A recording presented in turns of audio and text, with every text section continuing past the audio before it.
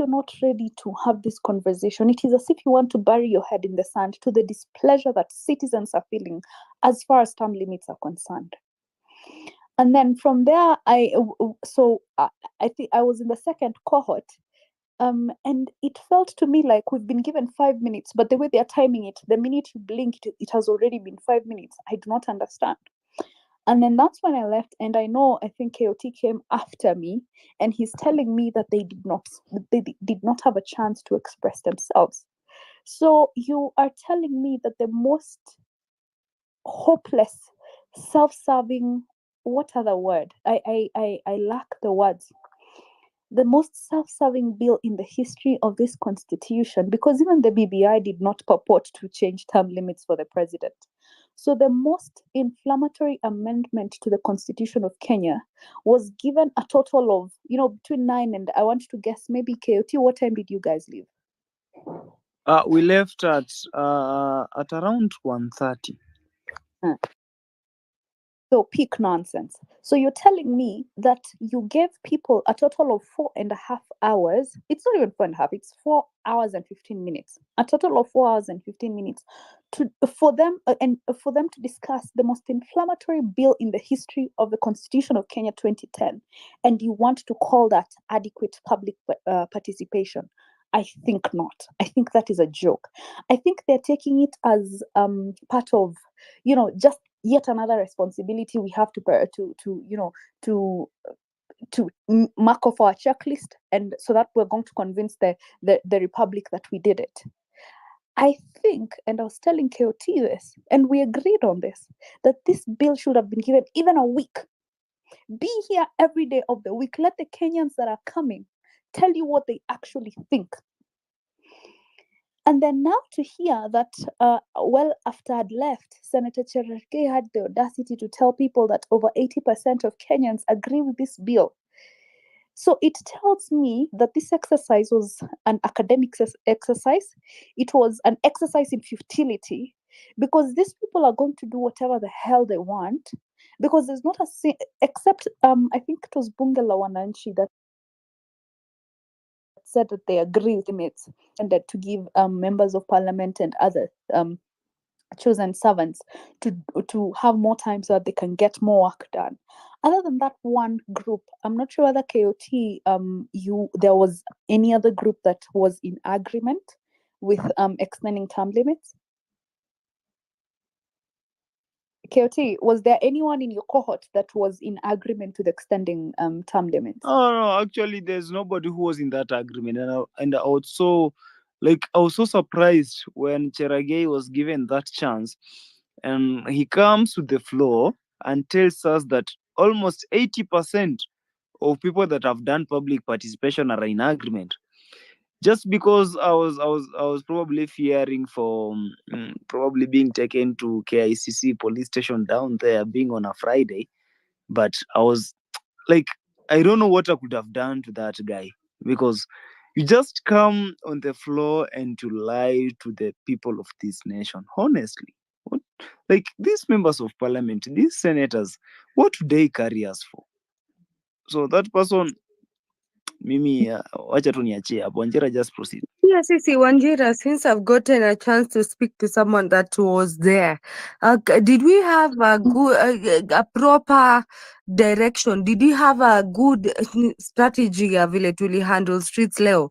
Because there was this part of being sent, go to the next gate, go to the next gate. We don't have a location strategy. We don't have a timing strategy. What do you think about that? Sorry. Okay. So I don't know. I didn't know that people were being moved from gate to gate. Because I sort of entered through the back door, to be honest. I know when I went to Senate, and then they told me that I have to go around. And then I saw a bunch of guys that were they were erecting some tents, and I saw them cut through KICC. And so I decided to cut through with them. But I didn't know that people were being sent gate to gate. So I don't know whether that was deliberate so that less people can have the opportunity to come or to hear from less people, or I don't know, maybe that was a deliberate tactic. It was very, very deliberate. Because I remember also someone said that the change of venue was very last minute, and they drew a parallel with what happened with the public participation in Gashagwa's matter when, out of nowhere, the venue was changed from KICC to Bomas. Well, people had already even reported to KICC. And today, people came to Senate, which was I know it looks like it's right across the street, but I'll tell you why it is an inconvenient venue, because there was several people that are living with disabilities that were complaining severely that they were unable to access their premises with ease. There was also people that are visually impaired that were having such a difficult time maybe finding seating, and the documentation that we were given to fill does not have facilitation for braille. Other people that are challenged in different other ways did not have like a sign language interpreter. They did not have. So all of these are challenges that were there today in the public participation exercise, which tells you that it was not accommodating for all the citizens that were there. In any event, I want you to think about it this way. 240,000 are the number of emails that were received by the JLAC committee. This is a republic of more than 55 million people. So you tell me what fraction that is. And then you tell me what mathematics Senator Cherargei is doing in his. I don't know whether KOT does not allow cursing in this space. Maybe I don't think he does. This your But space. This your space. Do whatever you want to do with this space. so I wanted to say, like in his fucked up mind, because like that's what retarded thinking is that 240,000 over divided by 55 million times 100, is that 80%? Simple mathematics, is that 80%? So I just want to say that unfortunately today was just an academic exercise from where I sit. I don't think that anybody is going to take any documentation seriously. In fact, this is so much. I came home with my paper, the one they told us to fill. I came home with it because nobody asked to take it from me. So when you're telling us that people are actually going to read this documentation, but you don't bother to take it back from them after they've filled it, then what does that even tell you about this exercise altogether? Anyway, I do not want to lash out or to complain, but that is my view as far as the public participation today was concerned. It was very underwhelming. Not enough people were allowed to speak. Not enough time was given to people to speak. And the chair purported to gag people on what issues they were going to address. So, yeah, not effective or adequate public participation at all. Thank you, KOT. Okay, thank you so much, Wanjira, and I really respect you for turning out for that exercise. It means each and every person can also turn out whenever such exercise are being called upon to come and air out your issues. But if these guys, honestly, if they want us to air our issues on the streets, then we do it perfectly, because there is no way we can. Personally, I can come from kutoka huku Kenyatta University all the way to KICC, and then you deny me a chance to air out my issue. The only people you're giving the chance to air out their issues, sijui wanaongea vitu gani.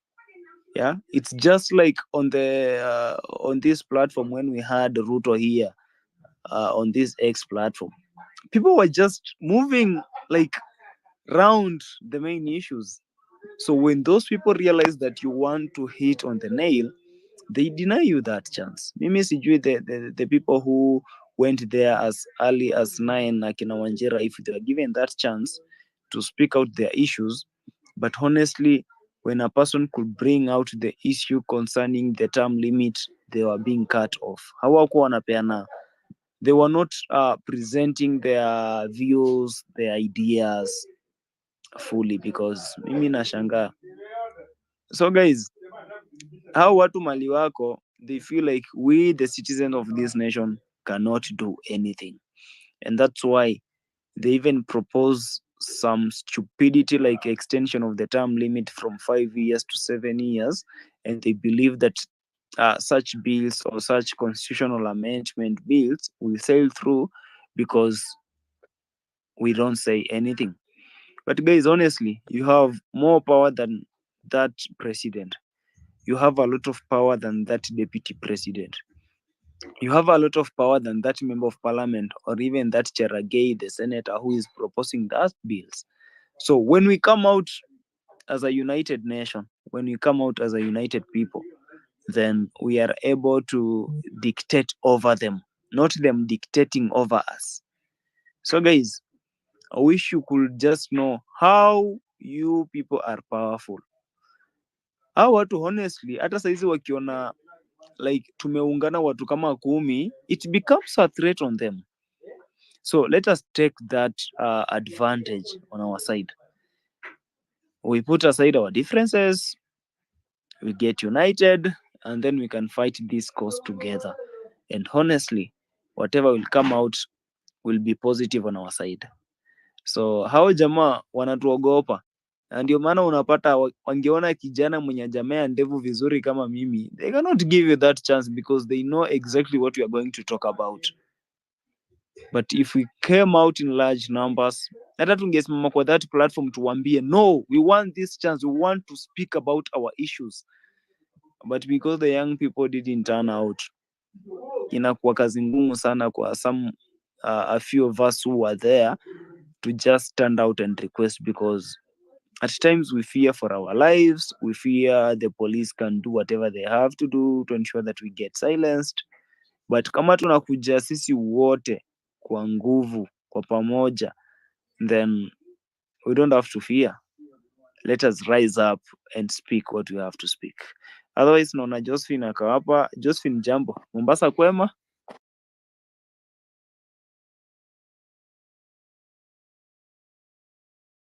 Hey, Josephina.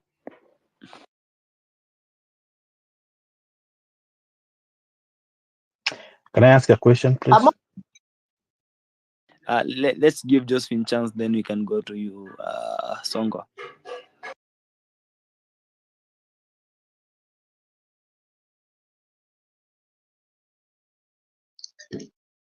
Good evening, everyone. I want to greet all of you, fellow Kenyans, and what I feel like saying is that, one, I think there was no also proper communication regarding there would be a public participation, because like me, what I knew what was there. There was supposed to be the Qatar people who wanted to go to Qatar. They were doing their interviews there. See, I don't know whether it's interviews or shortlisting, something like that, to do their applications. So that's what I knew. And I remember when somebody said there was a public participation taking place, I remember it was general. And I said, I think what is in KICC is that only that we said, let people go and confirm. And that's when KOT and the other gentleman, they walked there, I think. I don't know whether you walked or you just got a matter to that place. But exactly that's what happened. So what does that mean? Already there was not even a goodwill to allow the public to come there. And now KOT, you are there trying to seek recognition from a person who has not invited you. You've just forgotten that Murara was told he attended a podium and a congregation where he was not welcomed. What we need to know is that we need to use a different tactic, because whatever happened to Murara in Bomas of Kenya, I think if it were in another country, right now Kajwang and that lady, that shameless lady, let me say that, because it was so sad for a woman to shout at piga kabisa, piga. What's that from a mother, honestly? And such people are supposed to be behind the bars, but they are still walking freely and working even in the parliament and in the Senate, try to still continue passing bills on our behalf. Fellow Kenyans, can I tell you something? Since when we entered into the parliament, we stopped upping a parliament.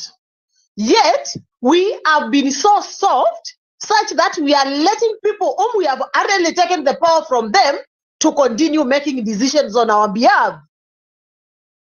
And the president, because those are his puppets, he has just decided to not to constitute to constitute an IBC body so that we do not recall these people. But you know what, guys? How I wish I get at least several people so that I have talked in different groups in the morning and at around in the afternoon, and I'm again talking.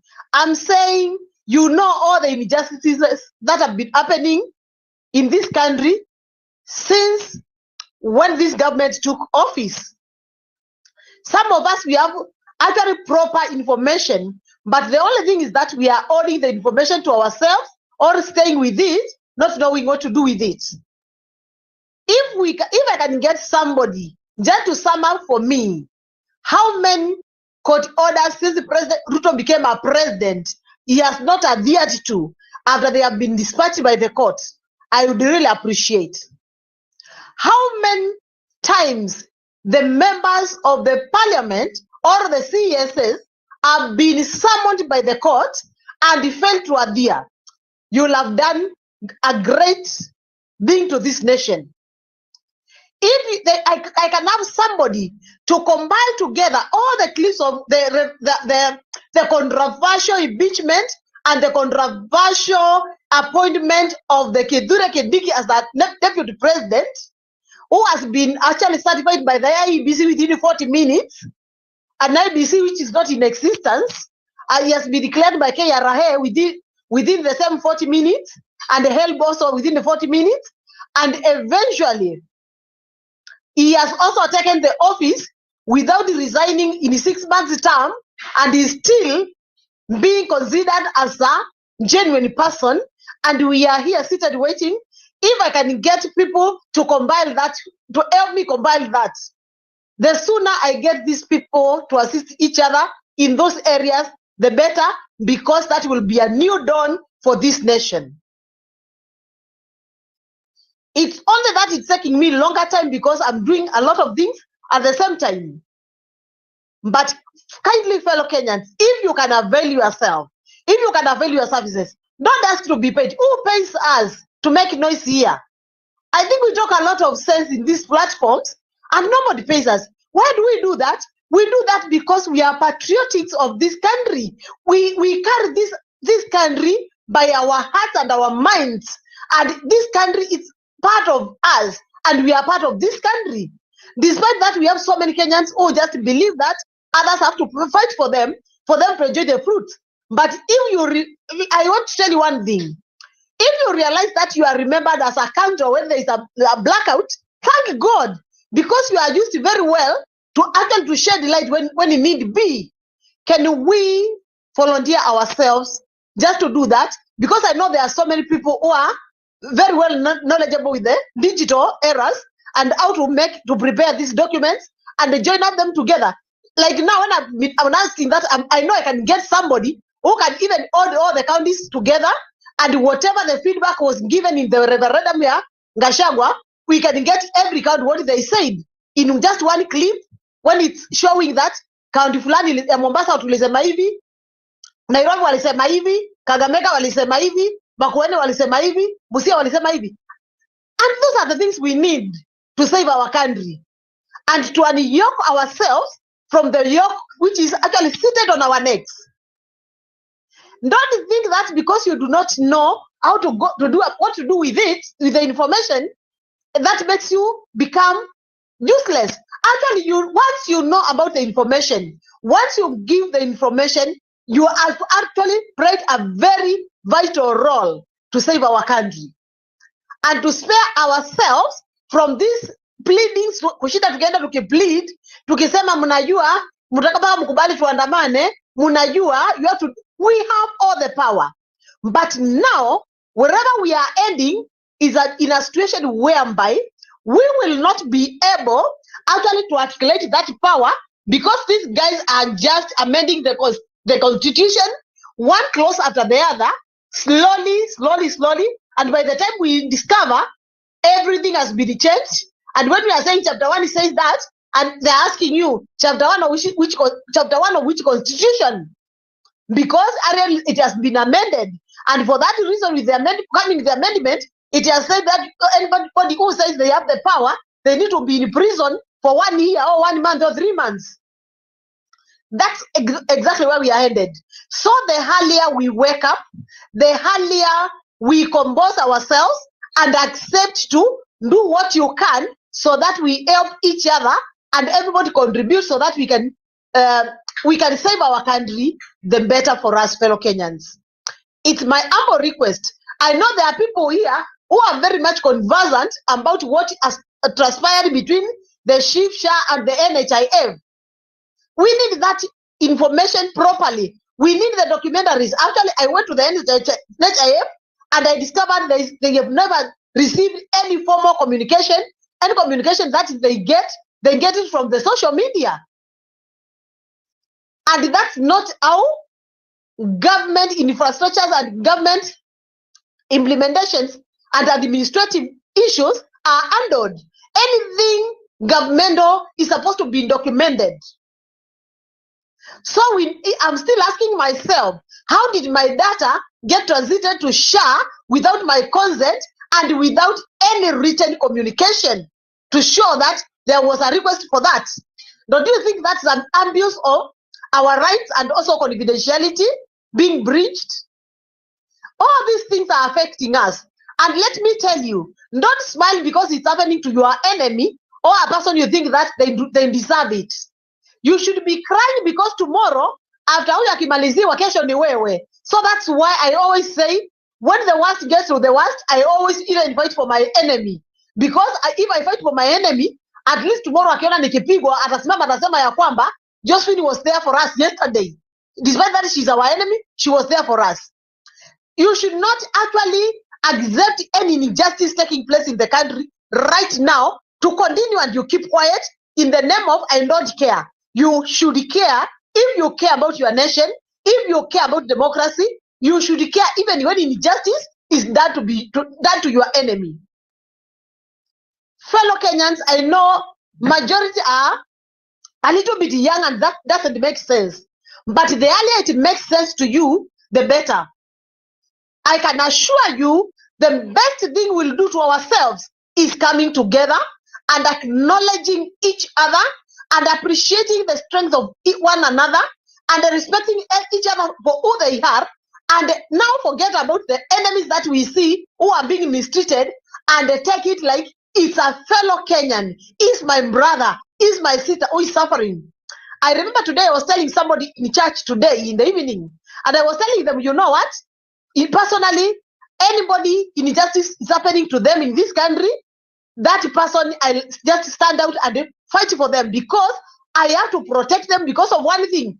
After them, it is coming to me. I never know when it will be catching up with me. So the earlier we stop this, the better, fellow Kenyans. So kindly, if you can, you think there is something, you are good at anything that you can combine together and share with us so that we use it for the purpose which is intended to be used for, kindly just DM me so that we help each other and come up with something constructive for this country. We save our nation within the shortest time possible, and we stop this issue of being told that we are going to be abducted when we go to the streets. We stop this issue of being told this is a protected zone and all that stuff. We are going to bring it to an end once and for all, and we'll have freedom in our country. Thank you so much, and may God bless us. May God bless our country. May God bless Kenya. May God bless all of us who are coming out to air their views and share their wisdom with us. And also those who also avail the platforms, take their time to avail the platforms so that people can hear their views. May God bless you abundantly. Because whatever you are doing, nobody can pay you. Only God can pay you. Because when you speak, you are speaking on behalf of God for the sake of his people. Kuna mtu ambaye hana hiyo sauti kama ya kwangu ya kupiga kelele na angependa lakini hawezi. So once we have the voice for the voiceless, we need to use it properly because our voice is the voice of God. And always remember, your voice is the voice of God. Thank you so much, and may God bless us. Asante. Coyote, are you there? I'm on the song. Good evening, everyone. My name is DK Gift. I'm going to be here with Coyote for at least an hour or so. Thank you for anyone who had already requested. There was a few people on the mic, on the speaker panel. I think they dropped off. If you'd like to come back, please just come back. We'll give you a chance to talk. And before I go, I actually want to talk to Onsongo. Onsongo sounded like they had a question, and then we'll go on. Des, good evening. Yes, my name is Dennis Onsongo. Thank you for the conversation. It's very enriching, and especially the guys who are coming in. I really feel your frustration. So my question was for the bill, the bill to increase the terms of the elected leaders, for it to be enacted into a law. Do we need to do a referendum, or is just first and second reading and then that is it? I stand corrected. I really wish Joe was up here. Maybe QT does have a better answer as well. I think this one is one of them that would need a referendum, but I stand corrected by anyone who believes differently. But I think this one, besides the first and second reading and the passing in the National Assembly, this is one of those that would actually need a referendum to go on. Redemptor, I see you there. I don't know if Redemptor you know about this, and Josephine, you guys can give me 100 if you do agree. Yeah, I see Wanjera here. Am I right, Josephine? Yeah, sure. We must have a referendum. Oh. And the purpose of us voting it right today and yesterday was when we were voting on online, it was to stop it so that we do not use public fund in funding it to go to the machinani to have a public participation. That was the key thing that we were struggling so much to ensure that let people vote for it, say no, so that they don't go to the Senate and say that it has been approved, so that they again waste our funds. Actually, we were trying to cut them down so that they know we are not interested in it, even if it comes to the public participation, it will not take place. And that's why we were voting for it no, so that they know that we are not interested, so that it's not subjected to a public participation. So it should just end there. Thank you. All right. So our pushing, as we were pushing right now, was to try and kill it long before it even lasts for too long, goes too far, or anything of the sort. We are just trying to show them right from the one go, we are not interested with this. We don't need to go any further. Okay. Des, did that answer you? Yeah, that one has answered me very well, and Okay. I am of the feeling that whoever is doing that, Cherengat, Cherengat is Ruto's mouthpiece. If most of you don't know, probably the president is trying to test the depth of the water in the country, like how are the emotions, and if we are going to slumber, probably there's something they want to do. It might not be the term limit. It might be the mutilation of the whole constitution. So my brief request is, let us stand firm. Kenya is home, and home must be respected. And if it means some of us putting our life on the lines, then let's do it. Thank you. All right. Thank you, Des. You prompted me to want to say, I've been trying to be a champion. The last few days that I've jumped on, I've been on very few spaces over the past few days, and the ones that I've been on, one thing I've been trying to champion about a bit more right now is that we need to really also operate from a place of, besides the top-notch level of communication that we can give each other. Say, for example, we need to reject this bill. This is a bill extending limits. and just from that general basis is a communication that tells me this bill is not for me and so I should reject it.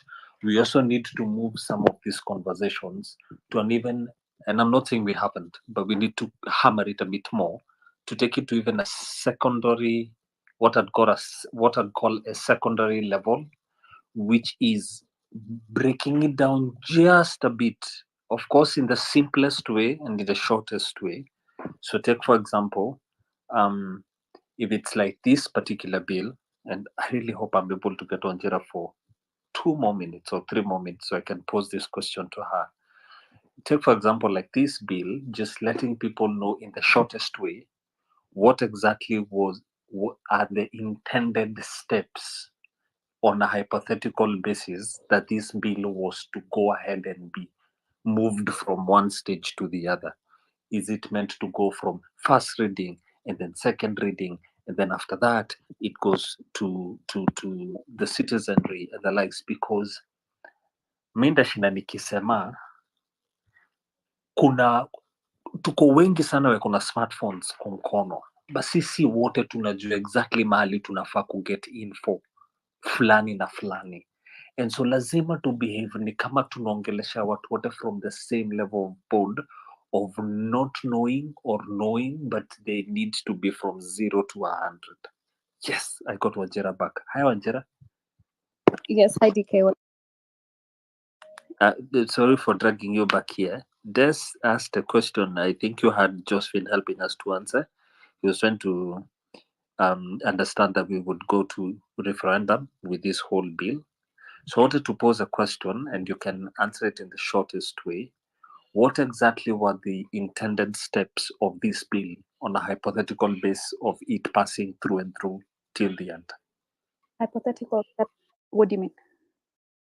Like I mean, if we are not against this bill at all, venye tuko tunajua hii bill inakuja kutumaliza, so hiyo ndio inaita hypothetical, ati hii bill ilikuwa ipate support in all ways, what are the stages it is it supposedly supposed to go through till the point of being made a law? Oh, okay.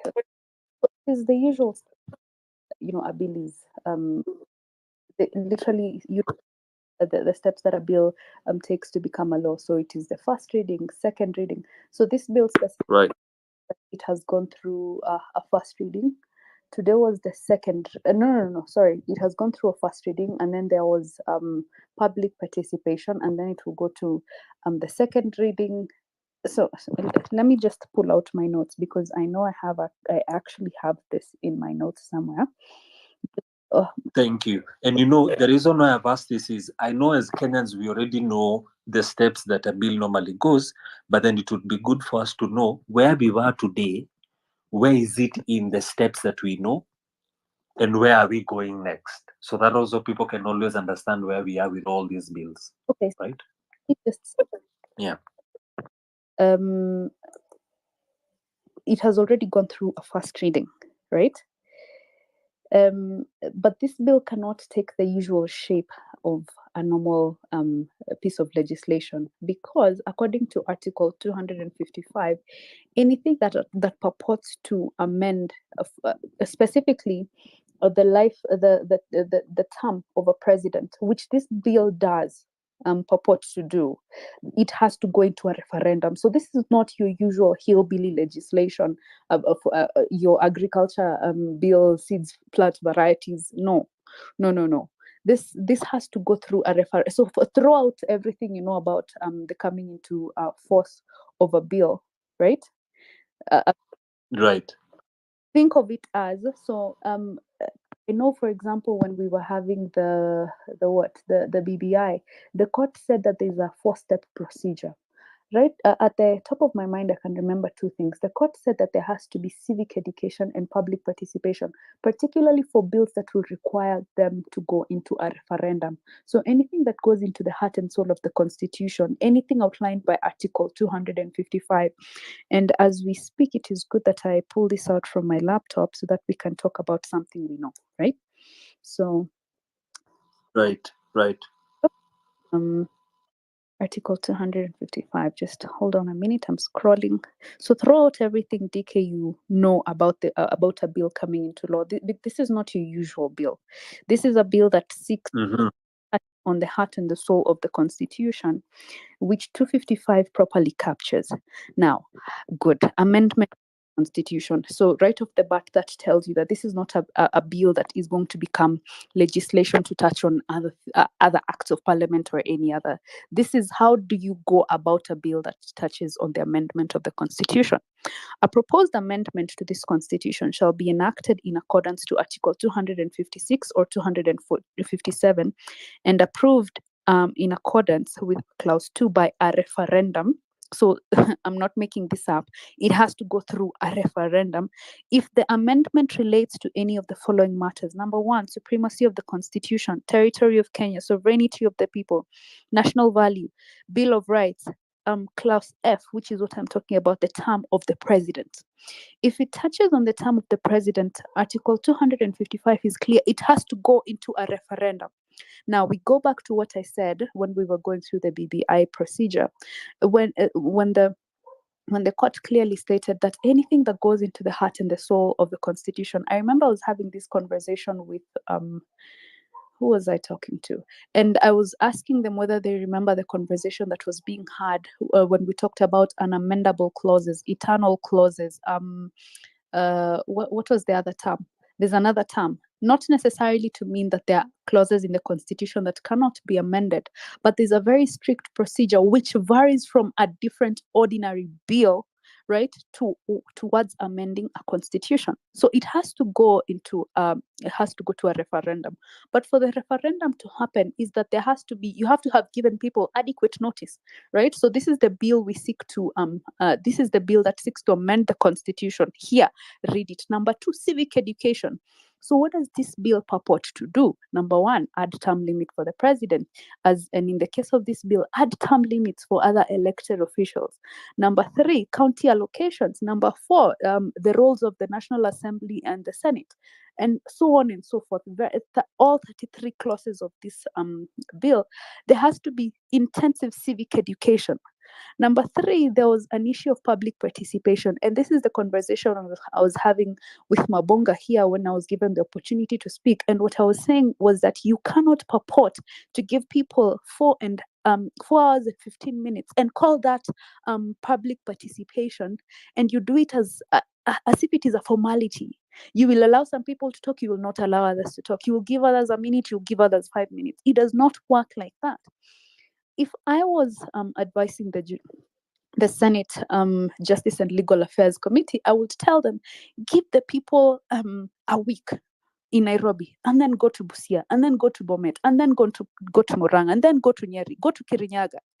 Give people enough time to give back their opinion after you have educated them on what the bill is, what it seeks to do, how that affects you, how that affects counties, and so on and so forth. So just out of from the top of my mind, those 3 things have not been done. You have given people the bill, okay, but have you educated them? Because again, this falls squarely within the ambit of the people that are sponsoring the bill. Now that would fall under Senator Cherargei's docket. Whether he's brilliant or not, whether this is ill-timed or not, whether this is unnecessary or not urgent at all, Senator Cherargei should have taken it upon himself to educate the public on what this bill purports to do before you call the people and have them give their views. Because for those people that do not actually know what this bill is and what its contents are, what public participation are they participating in?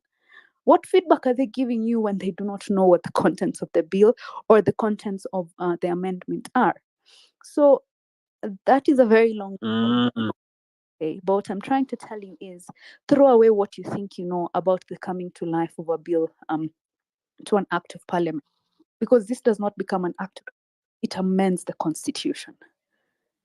So Thank you. And Nigeria, that's exactly, see, your last statement there is exactly why I wanted to insist you come back and answer it, because, see, if I'm looking at it as just the way I know how bills are handled in the National Assembly and everything, I'd be thinking in my head, This is just another bill. Mhm.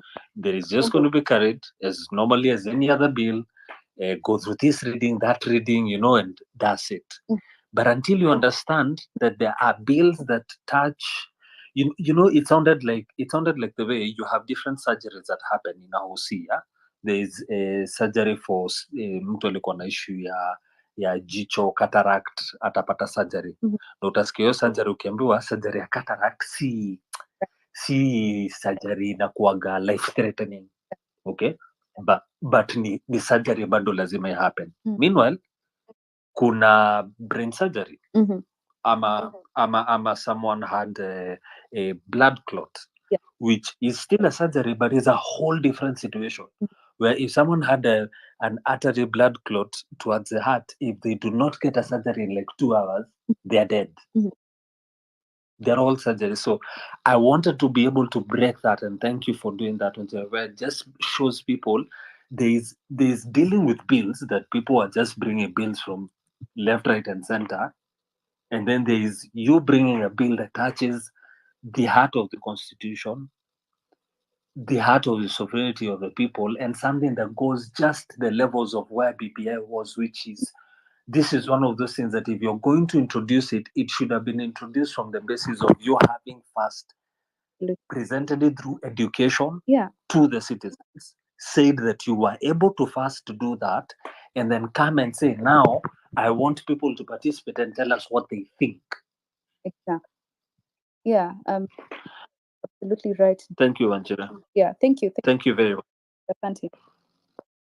All right, Asante. Like I said, I wanted Roger to do that for us, kind of give some bit of structure to the conversation. I know, as you see on the topic, one of the other things that QT wanted us to talk about is what is going to also be, what is happening as far as Adani is concerned. And I know 11th of November, in particular, there is some more detail on the same. I think I will definitely at some point Evangel will be around. Maybe give her 30 seconds to just tell us, or 1 minute, tell us exactly about 11th November.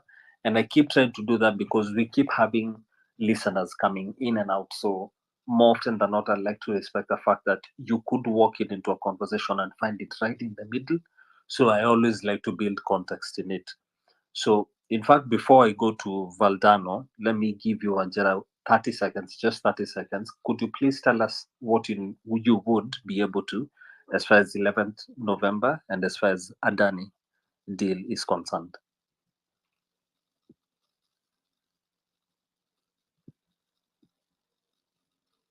Manjira, you there?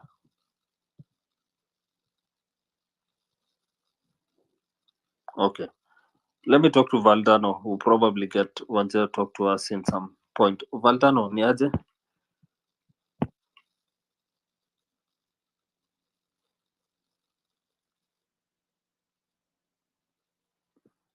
Not sure I can hear you. Can anyone hear Valdano? No, I can't. Wanjira, you can't hear him? I can't.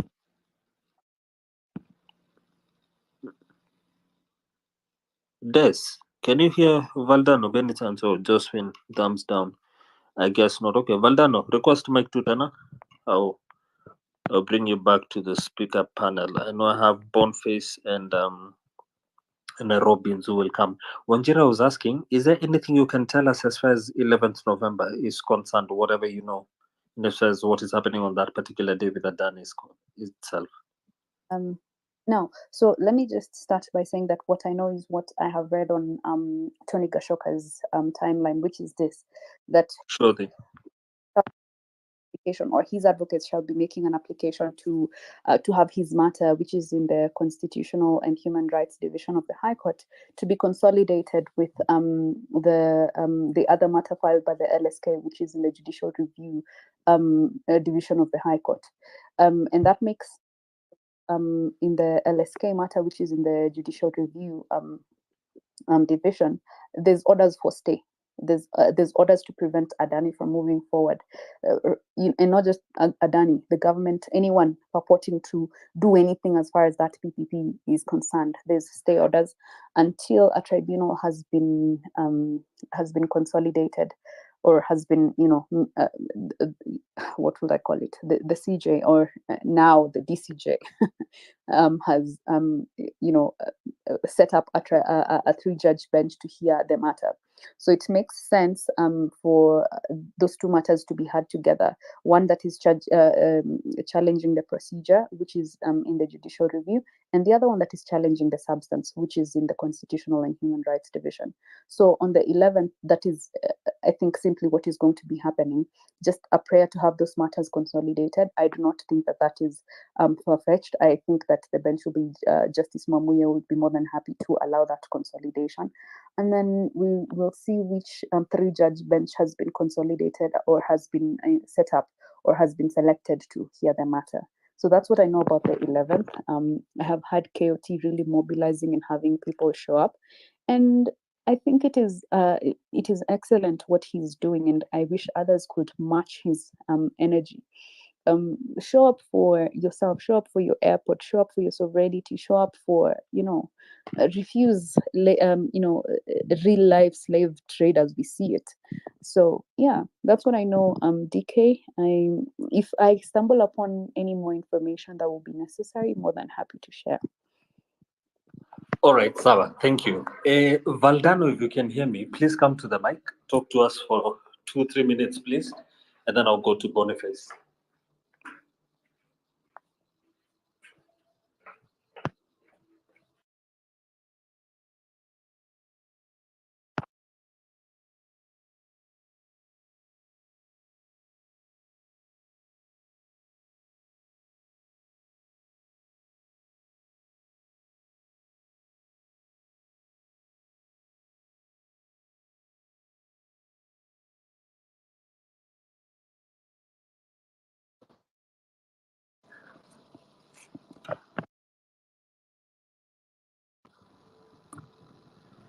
I'm not sure if I can hear Valdano.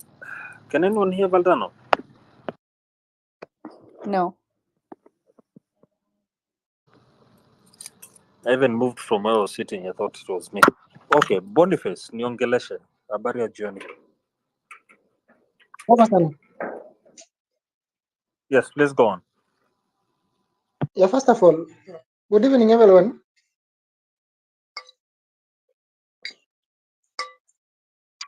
Yes, good evening. Oh, that's good. First of all, I want to congratulate for the docket of the LSK for the support they have done to prevent the Adani bill. Because first of all, before today, I think there's a time we had a conversation about this Adani, and I told you very well that this Adani is not a good. It is not in a good mood. And then by now, I think people you have come to the point. You have seen about how it is and how it's coming.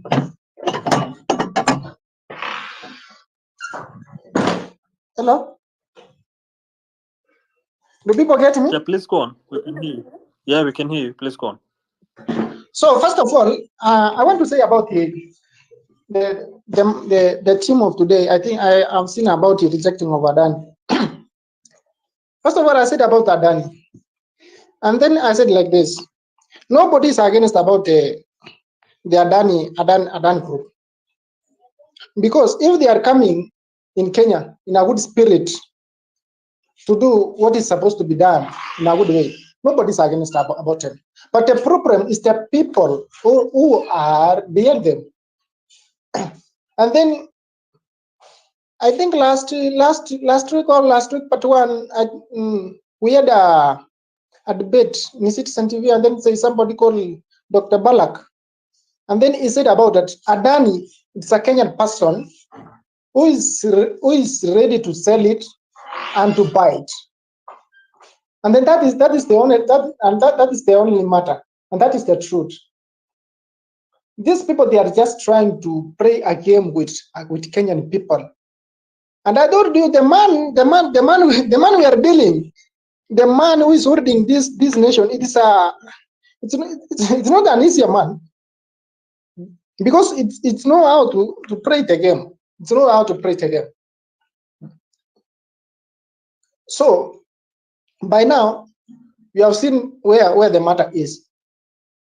They have already allowed Adani with energy system. They have signed it, but by good lucky, I've seen something like at court have suspended. But I think it is another game. It's another game. This man is trying to break with judiciary, because they are going to suspend it with a short period of time, and then after people have lost their concern about it, have forgotten about it, and then you are going to hear that just inafanya tu kazi, because people, they have a lot of concern about it. So it's like there is a game we have played with the judiciary. So it's like matter they have suspended for a short period of time, and then they are going to sign it, and then it's going to work. It's going to work. So the problem is, this man is saying that Adani is a good thing, first of all. And then it's saying that they are using their money, 95 billion, to support the energy. Good. But the problem is telling us that we are going to make a conversation to see how can we are going to raise this amount of money, but without no any pressure. My first question is,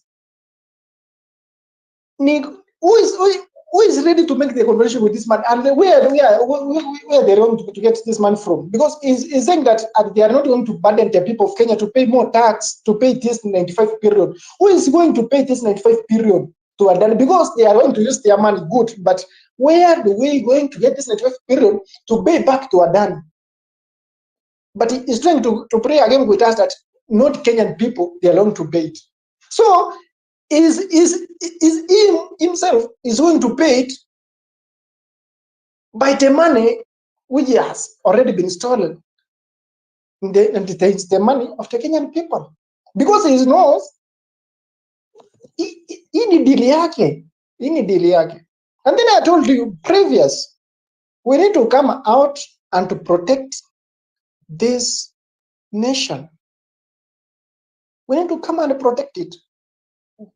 This money come with another slogan, another prayers, so that people can focus for as serious things like this. This kind of impeachment, So by now, the next thing the next thing it is about the deal going to be signed by the Adani and the health sectors about the share. No.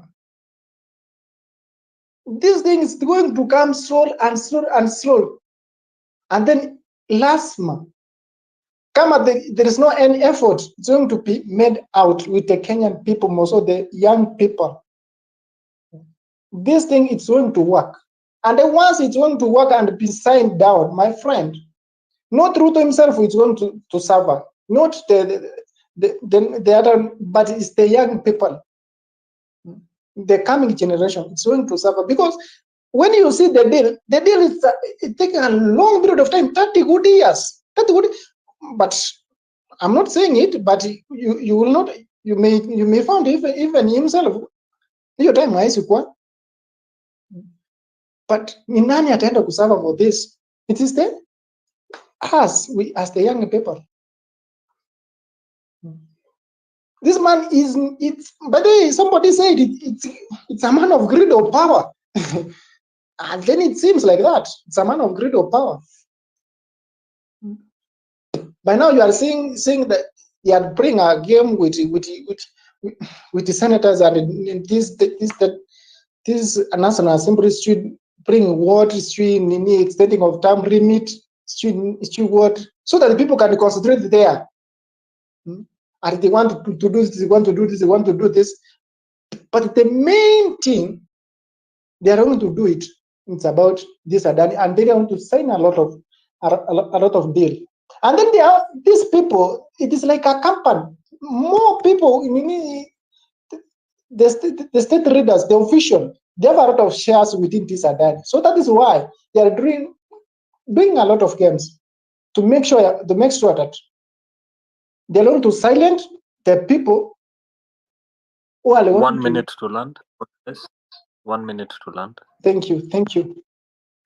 This man is playing again with the people. He knows that they are going to silence him about a deal. First of all, you have seen he has silenced the ODM people, starting from Raila Amolo Odinga and the other people. The people kina Wandanyi, kina Nani, who was strongly oversighting. By now, they are the only people that are supporting by the fake and stupid deals. So the solution, the remedy is this: we need to come out with we abstain this statement. We abstain this in a lot of words. We come out with action so that we suspend this. But without that, my friend, this man is going to use a lot of tactics and it's going to fail. Because the Ruto is not a easy man. Ruto is not a normal man, my friend. He knows how to deal. He knows how to play everything. And I told the people they are going to say it's true, 2027 is true, what you are doing. You may find even by now, Ruto he has already done with 2027. So he starts planning about 2032. It's not an easy man. You need to be stopped. You need to be stopped. So for the few and the more remarks, I thank you people, but we need to take an action. Good night. Thank you, Boniface. Asante. For you guys to stay on this conversation as you're going, I went digging around. Please check the Jumbotron. You'll find two posts that I just shared on the Jumbotron. Boniface, if you can just mute, thank you. You'll find two posts that I've shared on the Jumbotron. One is from an advocate, I believe an advocate of the court as well, by the name Mano Jose. He's put out a post that has 2 pages of the ruling. I believe this was the ruling that was done today by Justice Bahati. Judge the Honorable Bahati Momuye, signed by Honorable Mr. Justice Bahati Momuye, and you can check that on the second page. You will see the orders and the directions that were given. Part of which is that there was the petitioner should leave a file and serve a rejoinder if need be by close of business on the 8th of November. And then following that, there will be a mention of the same matter on the 11th of November at 11 a.m. So this is, I believe it's at the Milimani courts, if I'm not wrong. So just go through the whole document so you can stay in tune with it. And then, of course, you'll find another Twitter shared there by the president of the Law Society of Kenya, Faith Othiambo, just talking on the same. Farouk, Simba, and I'd seen African. She might come back. Farouk, let's start with you and then I'll go to Simba. How are you? DK, Coyote Sonko, can you hear me? Yes, we can. Good evening. Good evening too. Thank you so much for giving this chance to talk to fellow Kenyans. I can start with that 2 things. First, I want to thank everybody that have been in movement since it began. Thank you so much for holding and keeping the fire burning. First, I would like to tell everybody to keep eyes on the ball because I want to talk about 2 things on the side of movement and the side of government.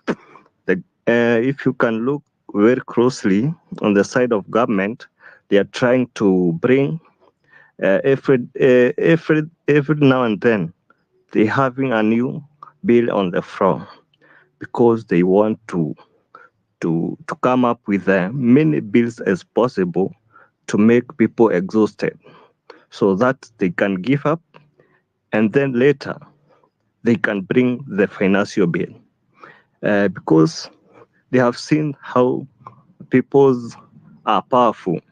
They can bring the government down. They have threatened by the people's power. So, what I can say about the movement, the the movement should focus on the ball.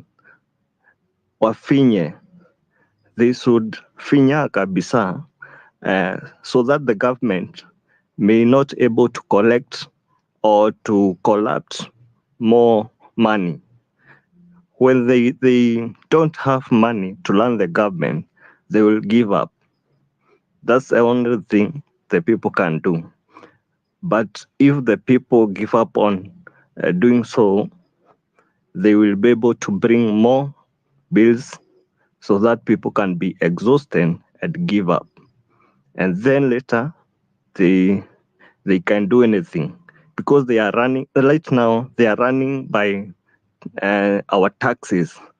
They have no any sources of money, so their sources of money that can be corrupt by the officials of the government. The people have already sealed the loopholes, most of the loopholes. So what I can say right now, people should not give up. They are almost there. They should just doing so by codes, by on the street, by on the social medias, wafinye kabisa, wasiogope, wasione kama like tumeshindwa. Hapana, tumefanya we have come from far and we are almost there. So be it the financial bill of like Adani, bills like Adani, those of extending presidential term, bills na wataleta zingine mingi because they want to put more bills so that people can be exhausted and give up. So watu wafinye. Thank you so much. Asanti. Na tafadhali tusikubali kuuziwa distraction. Tusikubali kuuziwa distraction. On the morning yenye tunaamka kudeal na vitu kama hizi, mtu mwingine naye anaamka Wanjiro ni wewe umefanya hata nifikirie hii story. Mtu unaamka kwa hii side ingine kwanza kutufanyia advert za makazi, ni kama unafanya advert zile za chini ya bridge za haraka upesi.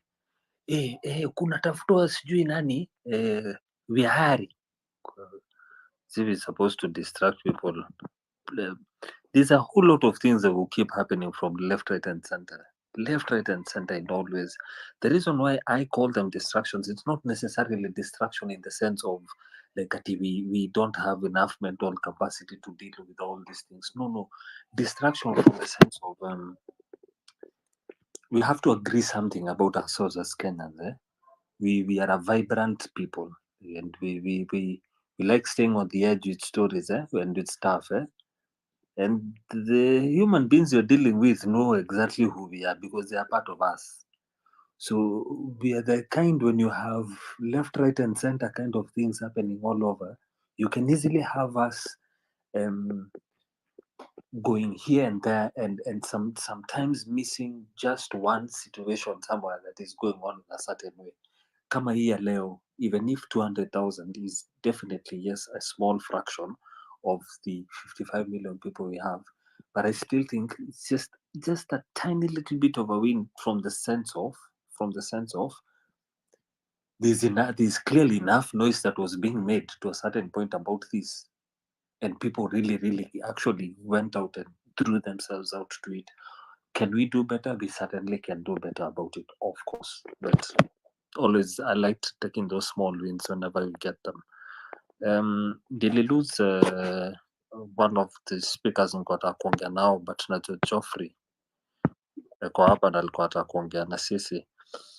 And as I said, please just check the Jumbotron so you can get to know some of the rulings that were given in as far as the Adani case itself is concerned.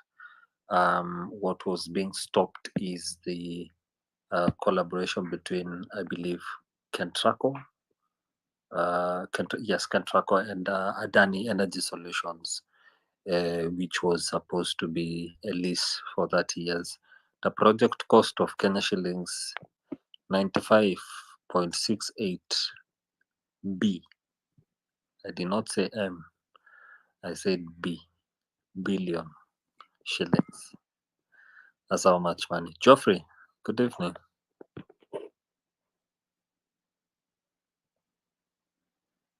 Can anyone hear Geoffrey? I can't hear Geoffrey, but I can see his mic open.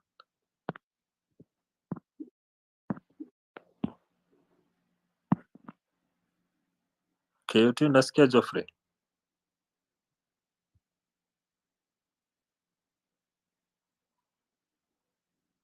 Okay, I can't hear him either. Simba, you're back. Can you hear me? Yes, I can hear you. How are you? Talk to us. Okay, guys, good evening. I want to zero in a couple of issues, and I want to say that the government is actually scared of us, and the right time. Simba, I'm not sure And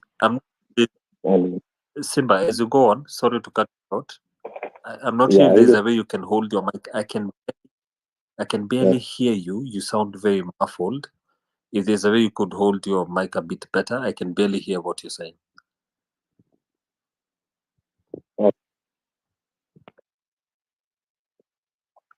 Okay, what I'm saying is this: are you getting me? Yes, please go on. Are you getting me now? Yes, I can hear you now. Hello.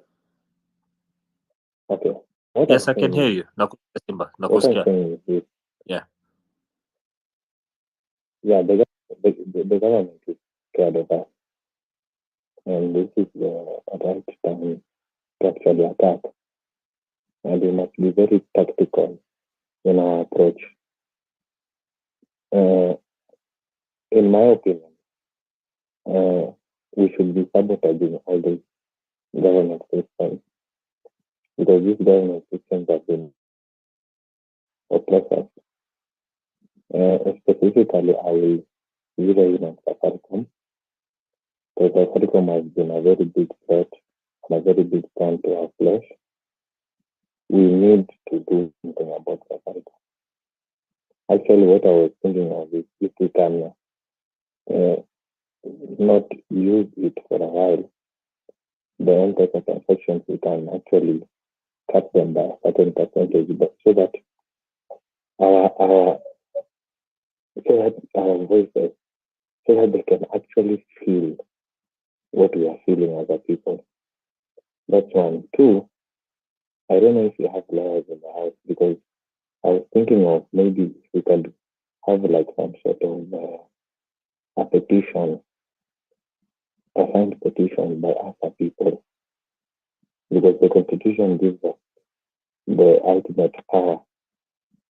We have no confidence in this government, and we cannot wait till 2027, because I feel it will be already too late. Our country will have been sold to Adani. Every single thing will not be remaining in anything. So if we can have like some sort of a petition, a 10 million petition, I don't know how we can structure it because I'm not a lawyer, so that actually we can have a vote of no confidence to this government. That is two. Three, Ruto has killed the opposition, and it's political and it's very tactical. Right now we have the opposition, and we are the ones who are supposed to keep this government in check. So let us be aware of that. We need to be alive. We need to be ready. We need to be focused. Let us focus on the main goal. So there's a lot we can learn from Gupta and Zuma in SA. What did they do right? Because this same scenario, the Gupta Zuma scenario, is the same as the Adani Ruto scenario.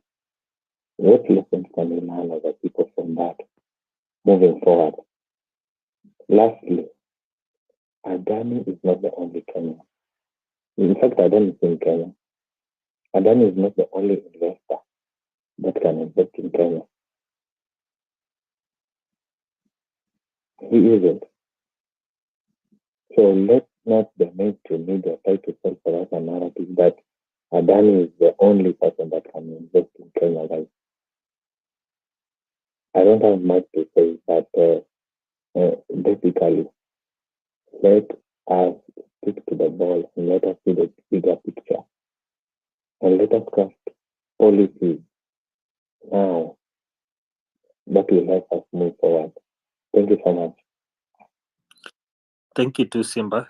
I have really struggled at some points to really hear you, but I did hear you articulate some points as far as the possibilities of lawyer friends who are here advising on the possibilities of petitions that would have to do with showing a vote of no confidence, I believe, in the government or the presidency in particular, or you making clear as far as Adani not being the only investor. I may have missed one or two of the other things that you spoke about, but thank you for talking about them and everything that we are trying to talk about today. As everyone shares their points of view, and I'd ask as many who can please request the mic and come talk to us. Would really like to see just how much each one of us has informed themselves on an individual basis with what is going on with the Adani deal, how far it has been in courts. Some of our friends and our affiliates in this movement, I call them fellow criminals who are pushing in one or the other in the courts, in the courtrooms and everywhere else, in as far as doing the rightful thing to put up petitions to seek the court to help us. Rasti, naona umekuja umenijoin, niaje? Uko fiti? Rasti, uko hapo?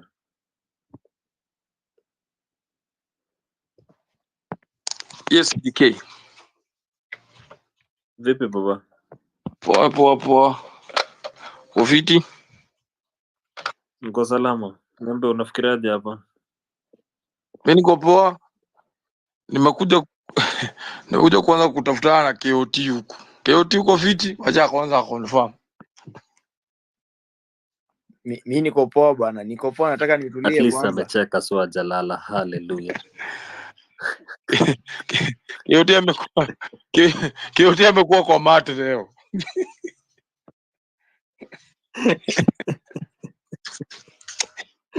Ukijana anajituma. Ukijana anajituma. By the way hata sikumuuliza ulikuwa kwa matatu wapi KOT? Azi hiyo match nilikuwa nimepanda kutoka hapo taoni, nilikuwa naenda home bana. Mimi nikaona hao jamaa wamekaa dormant hapo ndani. Nikauliza ule jamaa wa match, nikamwambia bana naweza ongea nao wase tupige story, akasema unasikia KOT ama ni mimi tu sisi? mkosho mnisikii? Nakusikia, mimi nakusikia. So nikaomba hapo chance, nikamwambia acha nipige story na wase. Mimi sijui Holy Spirit ilishuka kutoka wapi. Mimi nikajipata nimeanza kupreach hapo vibaya sana, and the guys were like, by the way it's right. So mimi nilikuwa nimechoka kitambo because nilikuwa nimetoka huko public participation, and so nilikuwa nimekasirika, so hasira zangu ziliishia hapo kwa mat.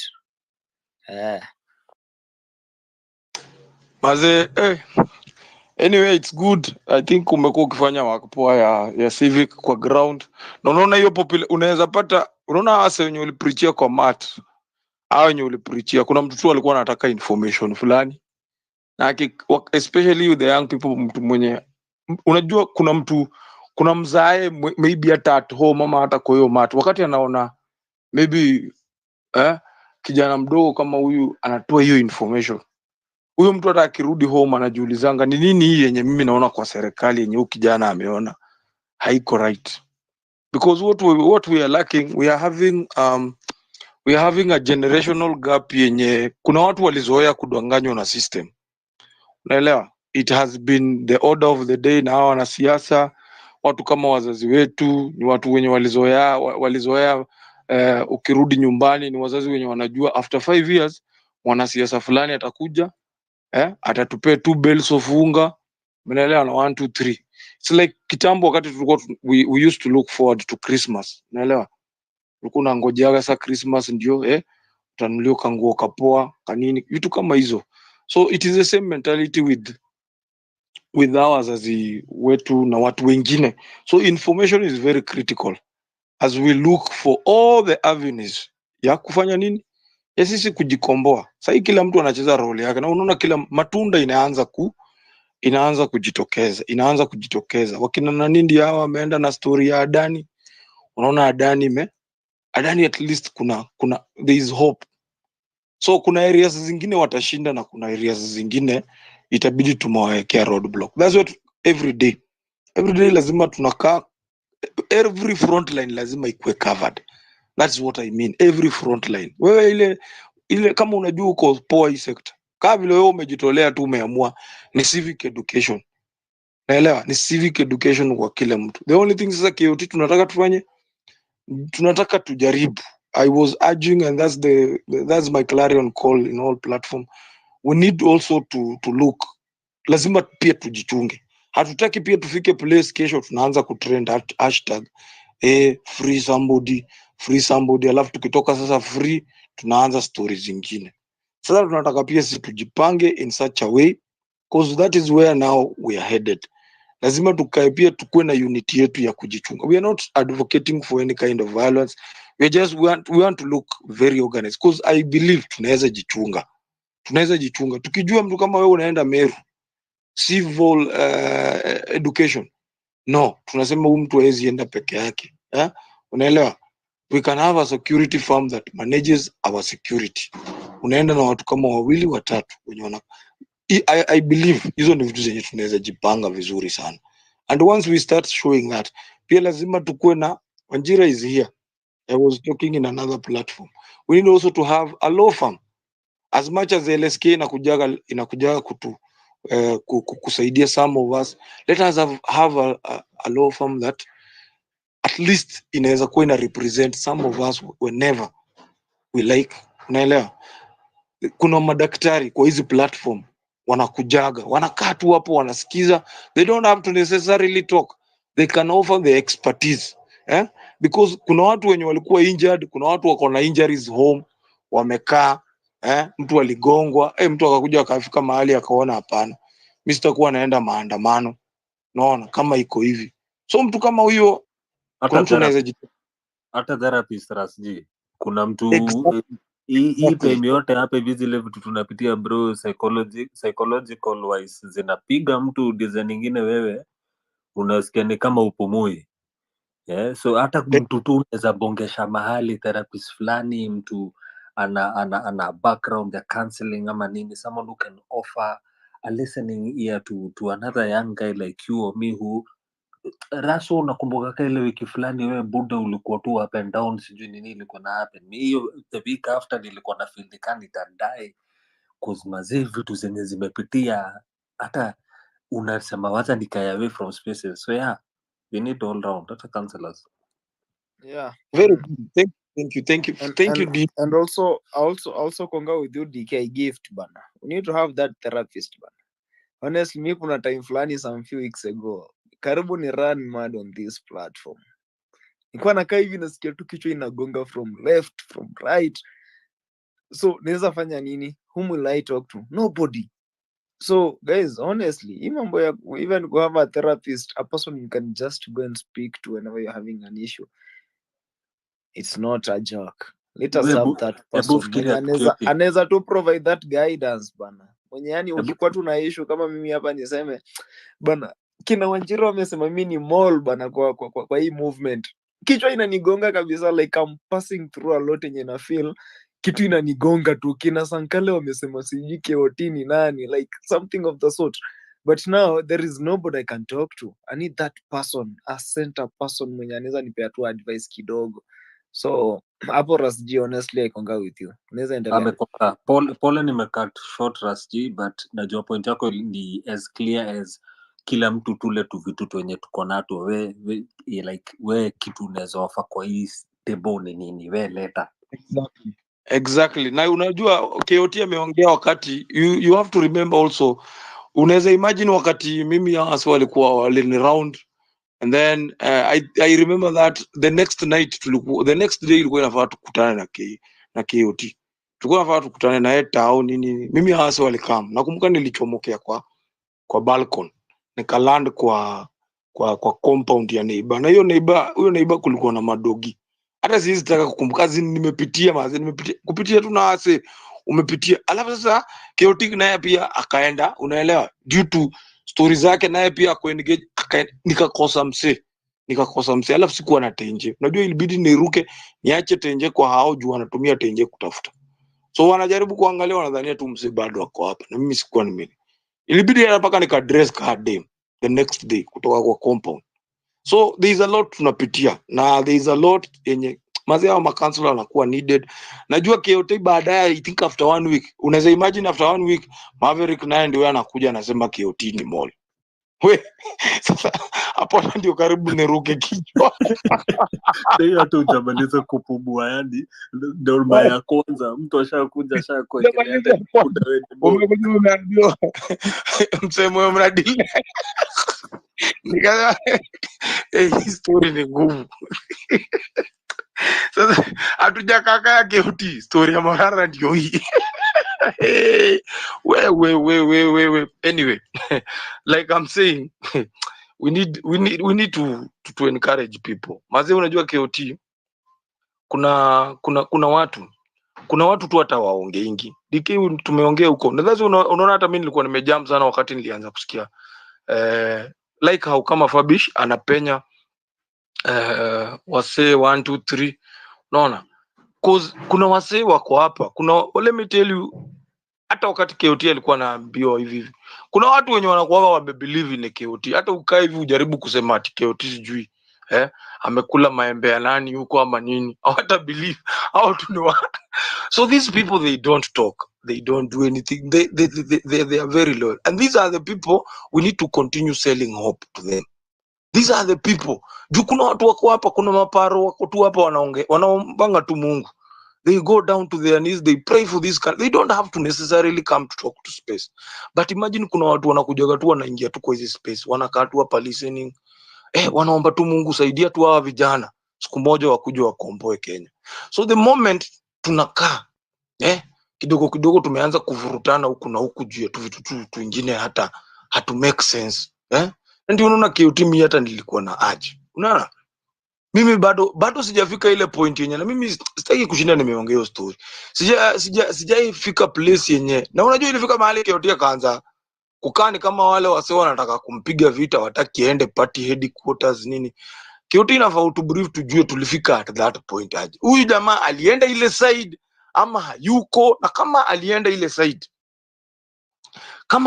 ile side indeed, ujue kuna a lot of betrayal will happen. Na unajua hao wenye nakwambia wenye wanakujaga listener na waongei, hao wenye wananyamazaga, wenye tukisema tunataka help fulani wanakuja wana help, hao ni watu wenye ukitampa na trust yao mazee, it does not go well. It does not really go well. So we need, when one of us goes out of the way, tuitane mkutano. Si lazima tukuja hapa vitu zingine tunapigana maboma hapa, tunakuaga na nyuma ya hema yetu, tunaitana huko. Unaona, I fail to understand why mama nyuma ya tent hapo nyuma ya hema. So that by the time tunakuja sasa tunaanza kupenya huku mbele ya wale watu wenye wana look up to, because there are people wenye people look up to as a face. Unaweza imagine ile hope yenye the whole nation ilikuwa towards mtu kama Morara. Maybe alikuwa anaichukua ni kama ni joke ama nini, but the kind of hope yenye alikuwa anapea Kenyans, umeelewa? It's a kind of hope ile yenye mpaka unasikia tu, hata unakaa tu, mimi kuna place ulikuwa unakaa tu unaona tu maanti zako unasikia tu wanaongea tu kwa mother tongue. Haki ya Mungu, kijana akiendelea hivi, haki ya Mungu you draw a lot of hope. So when you temper with that kind of confidence, kind of hope yenye Wakenya wako nayo, mazee, tena unakuwa umewarudisha miles away. So let us take care of the images we carry. Mm.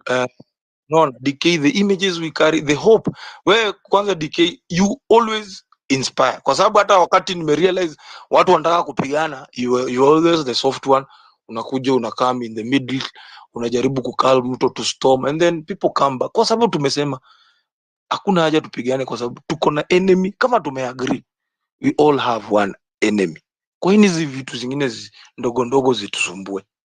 Naona kama tumeagree hivyo all tunaenda one destination, our enemy ni mmoja. So tuache utu tu vitu twingine, tukiacha utu tu vitu, hakuna mtu mwenye nini, unaelewa, hakuna mtu mwenye is not important in this journey. The most important thing ni siku yenye tutafika, kwa sababu hatujafika.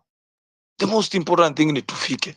Tukifika tu hiyo ndio. So wacha ndio unaona wakati KOT anaamua, wakati watu wameamua hivi na hivi, akiamua civic education yake, it's your calling, run with it, do your duty KOT. But then again sahii tunajaribu kusema hatutaki kesho tufike hapa tuanze. And Wanjira, I think I would want to hear your point on this. Tunataka tujiorganize ile design.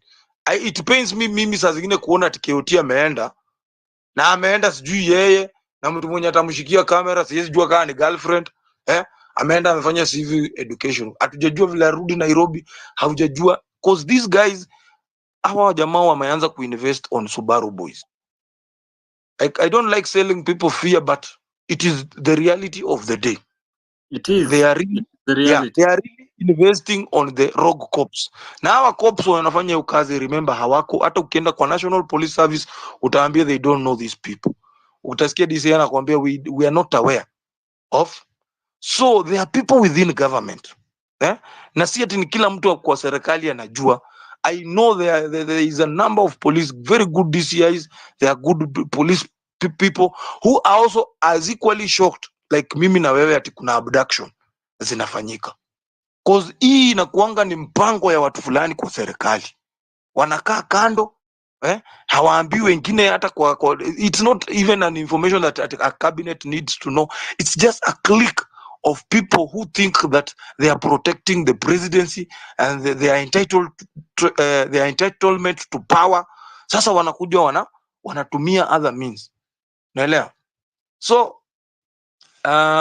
wacha tukuorganize mtu kama KOT asiende nje ati akiwa tu hivyo. So that is the discussion DK, I think I was trying to bring the other side. So it is just something that we need also tukue pia na public participation yetu. It is kwetu ni idea nimethrow na kila mtu ame accept. I don't, so I just think whether it is a good thing or it is something that kama tunaweza take up into consideration. Thank you.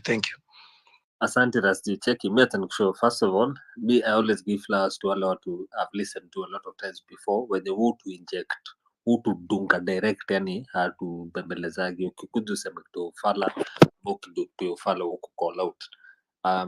So when I see a few of our listeners that I will call them our listeners because right now I'm privileged to be on the co-host, but there have been people that I have seen and I've been listening to, and I've been on the other side. Agree with some of the things that you're saying in as far as fractioning ourselves properly, also staying very clear na kenye tunafanya is concerned, then I see we're on the same line. So asante sana Rasti. There's but a lot of different persons that we are that come with different backgrounds and values and principles of all kinds that actually shape our opinion in whatever is happening to us in present or even that it happened to us in future.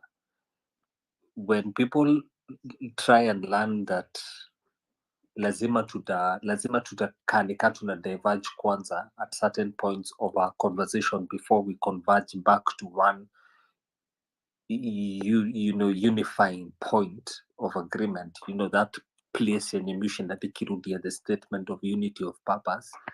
It takes a moment of having a journey kwanza yenye rasju una take direction yako, mimi na take direction yangu, somewhere in between tutakanika tunamena buda badhe unajua yako wewe utapiga round kadhaa before ufike, but then eventually if you're able to converge in one place and point, then we're good to go. Sankale na the Black walikam na nataka niongee nao before niambie Kiotia tuongeleshe tena a bit more. Sankale, are you there? Na by the way, leo sijakuwa nikisikia tu kwa mic, so if you can hear Sankale, please give me a thumbs up. Maybe the one who's not hearing him.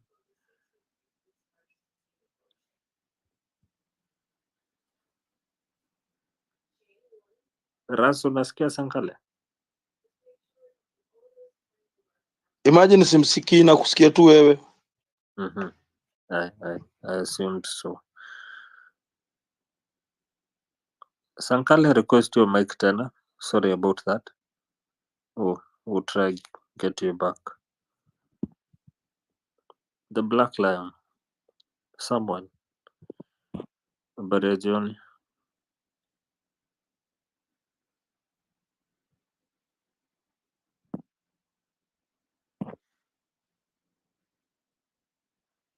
I hope I'm not the one losing. Guys, the Black Lion. Unanisikia?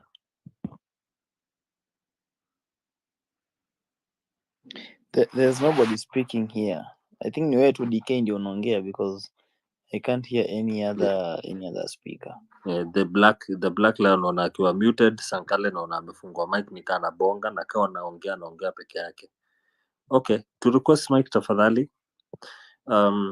The conversation we're really having right now was with respect to some of the wins. Lakini DK Yes. zinaweza respond kwa Ras G. Yes, Ras please G do. ameuliza swali na mimi siku respond. So Muulize. Ras G, mimi honestly mali niko, I've had this, niko na weakness moja honestly. Na my weakness is always believing each and every person. For instance now mtu kama DK here, like Gift, I'll 100% believe him, but sasa mimi back in what he's doing, mimi siwezi jua what he's doing, but because najua he's fighting the same cause as what I'm doing, I'll have to give my trust in him.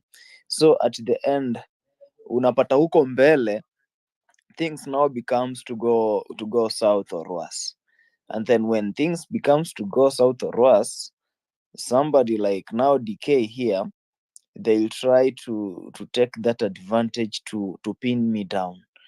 But mimi mali nimetoka mahali watu wanaabudu Mungu bwana, mahali watu wanaomba sana, nimetoka mahali watu wanaamini Mungu vizuri. And the good thing that I'm coming from a family that is both Christian and Muslim, and so you find out that the only thing I rely on is the prayers za my parents honestly. Hiyo mambo ya sijui security, sijui unaenda wapi, unaweza fanyiwa nini, I've never thought of that.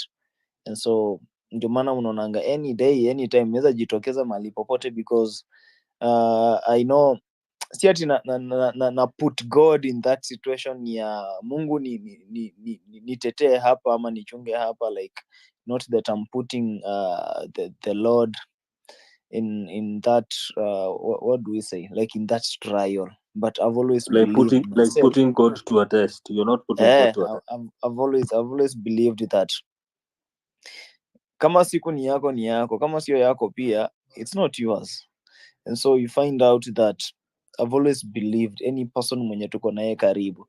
Honestly mimi natokanga home solo, nikienda protest I don't work with any person because hakuna mtu mimi najua huko. Nimekwambia mimi nimeishi Mombasa sana nikisoma huko, so huku Nairobi I came in December, and so I'm trying to build that network, lakini rare sana pia I can't just trust someone nimwambie amka tuende, unaona.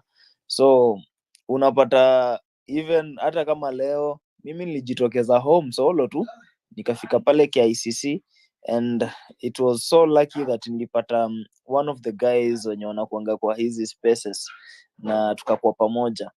So mimi nataka mniombee siku moja nitoe hii spirit ya kutrust kila mtu bana. Honestly hiyo ndio inafanya unafika mahali kama watu sio kubelieve, then mimi nilikuwa pinned down kitambo sana, because mtu akiamka tu kusema mabonga ni NIS mimi hata at times nashangaa. Hata acha hiyo, we have a lot of issues ni venye tu siwezi share na nyinyi hapa guys, siwezi share na nyinyi hapa, hakuna mtu ana share naye. vitu nyingi huku nyuma. Mtu anaamka tu mahali anasema sijui umemfanyia nini, sijui umembetray because umesema watu waende mahali fulani naye amesema watu waende mahali fulani. Siwezi sema tu hapo kuna vitu zingine like I always feel like ni Mungu tunatupigania. Mtu anaamua tu akuwekee kitu tu aseme you are doing this and this.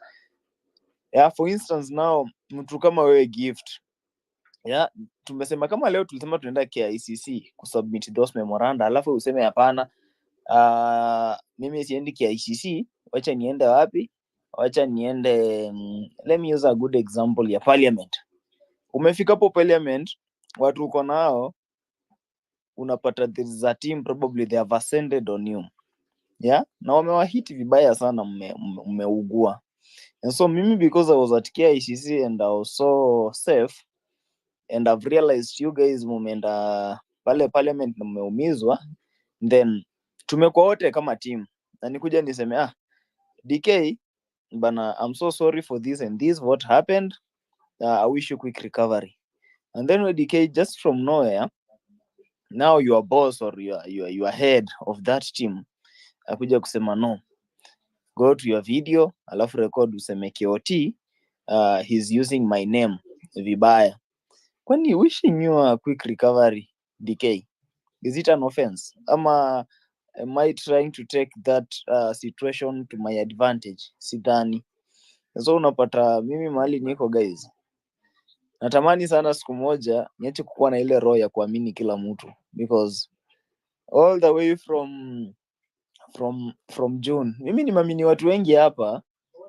Nyinyi hamjui nani alinipatia mic kuongea na president, alikuwa Osama Otero, because I believed in him. Na nikamwambia niaje boss, mimi sitakaa hapa mkiongea hivi ufala, hebu tuma mic huku. Bado niko na hiyo hata nini, niko na hiyo chat yangu na yeye kwa DM. Akanitumia mic kwa space na nika inject.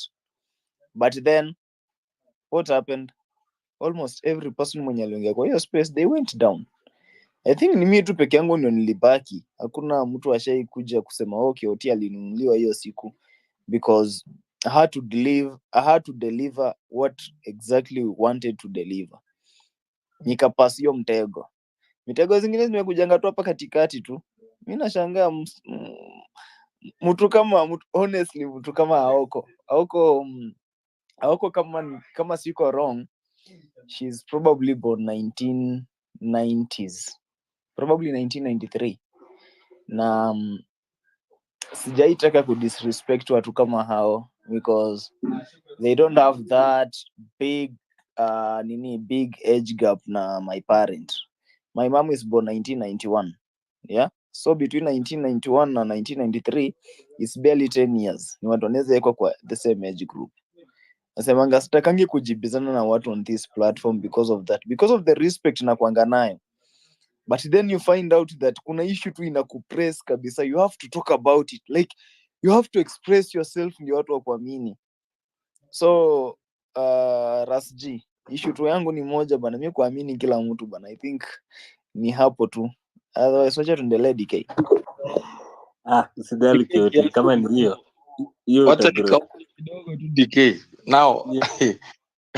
Mimi hata Na vitu zingine usichukue zaidi ya dakika moja, upe dakika moja tu. Okay, so 1 minute. Mimi hata DK nilikuwa na react hapo kwa ati KOT amesema mama yake ako old.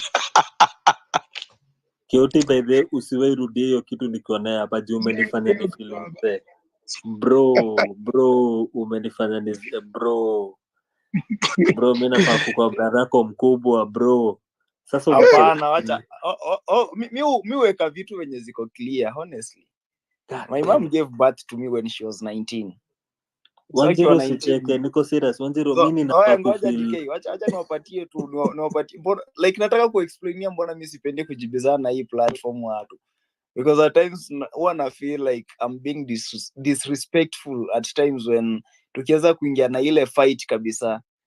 So I was born from a mom who was 19-year-old in 2000 on 5th May.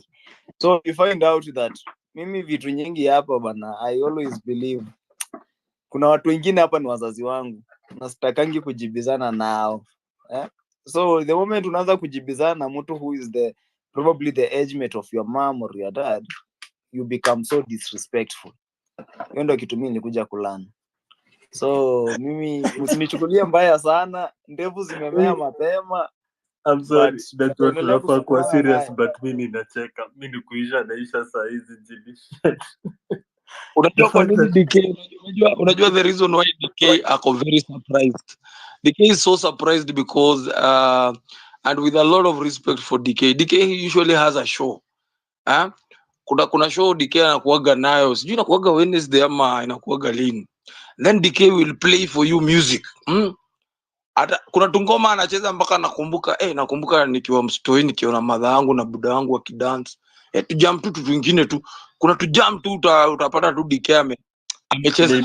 Inaitwa the gift room. Ninaichezaga kila siku tunarudisha November. Inaitwa the gift room. Nakuaga saa 7 mpaka saa 10. Na strictly I only play music from the 80s, 90s and the early 2000s. Strictly. Sasa you can imagine KOT. Sasa unaona KOT hata wewe sasa KOT hata sijui utachezewa nini pale, kwa sababu ukiingia kwa hiyo room ukiitisha ngoma, kuna siku nyingine niliitisha ingine hapo, niliuliza mpaka msee ni wimbo gani ilikuwa in the early 90s. Sawa, tutaendelea na songs baadaye bana. Acha tu proceed, but kama ningetaka kurequest hapo request ina makosa ya Lesi Wanyika. Wacha niongea ndiko sasa na Wanjiro, Jeffy, Misiko na I hope Sankale sasa tutamsikia. At some point mic yake imefunguka. Niko fiti sasa. Sijui kama mnanisikia. Awesome. Nakusikia Sankale. So let me go to you Sankale. After you we'll go to Misiko. Machine yangu ni yangu ni mimi sijui ni 1970 what. So guys, mnanisikia? Yeah, tunakusikia. So I think mimi acha ni go too straight to the point. Nimesema before nilale, acha niseme kitu. First nataka kurudi kwa hiyo issue ya Adani, and it's so sad that already tulishatoka nini mali zetu kushikwa na watu wa nje vile walitesa mababu zetu, na pia ninaona this current regime inataka tu kuturudisha where we were. Ni kumaanisha our forefathers who fought for this nation, while fight yao na death zao, it was all in vain. Hivyo ndio William Ruto nataka tuone. As in, ukiangalia what Adani is going to do to our country, inaenda kutuweka kwa slavery ingine mbaya, hata kushinda ile Egyptians waliweka the children of Israel. Because if Adani itakuja ichukue airport yetu na imanage all the airports in Kenya, na for the next 30 years na 18% watakuwa na shares za 18%, what is that? Like forever 18% itakuwa ni yao. Ni kumaanisha mbona I'm sure country yetu kuna good companies zile zinafanya mzuri. If government inataka kupatia na airport imanajiwe na private company, kuna some is doing well, kuna KCB is doing very well, kuna Royal Media is doing very well, kuna Media Max is doing very well. If it's all about managing that airport, country yetu inashindwa kumanage, mbona waende kutafute someone from outside, yet hapa locally kuna watu wanaweza manage hiyo airport yetu na vitu ziende vizuri. To my second point, nilikuwa naongea na Fabish siku nyingine nikamwambia, as much as we are saying must go, Ruto must go, ni kumaanisha we are solving Ruto as a person, but pia solving Ruto as a person, are we going to solve all the problems of Kenya while solving Ruto as a person? Nilikuwa nasema this time round, because we want to tame the government, we want to tame this country as much as we also need guys to come together na tuulizane ni problems gani tuko nazo tunaweza asikuwe na the same problems zenye Ruto ako nazo, because we can say Ruto must go and then the next person akuwe na worst problems than Ruto. So if it's taming the government of Kenya, to tame only this government of Ruto, we should be, tunafaa tukuwe future oriented to tame even the governments to come. Wajue kuna certain generation ilisema vitu zinafaa ziende hivi. If it's accountability, let us go deeper how we want things to be accountable. If it's transparency, to demand transparency. I think the last time sometimes nakuanga anti-government, citizens hapa tumetupa mbao, you know. The last time president alikuja hapa kwa space, one thing nilinotice, tulikuwa very very shallow. Hatuko tunaenda deep kabisa, hatuko tuna go deep, na naona at some point alirealize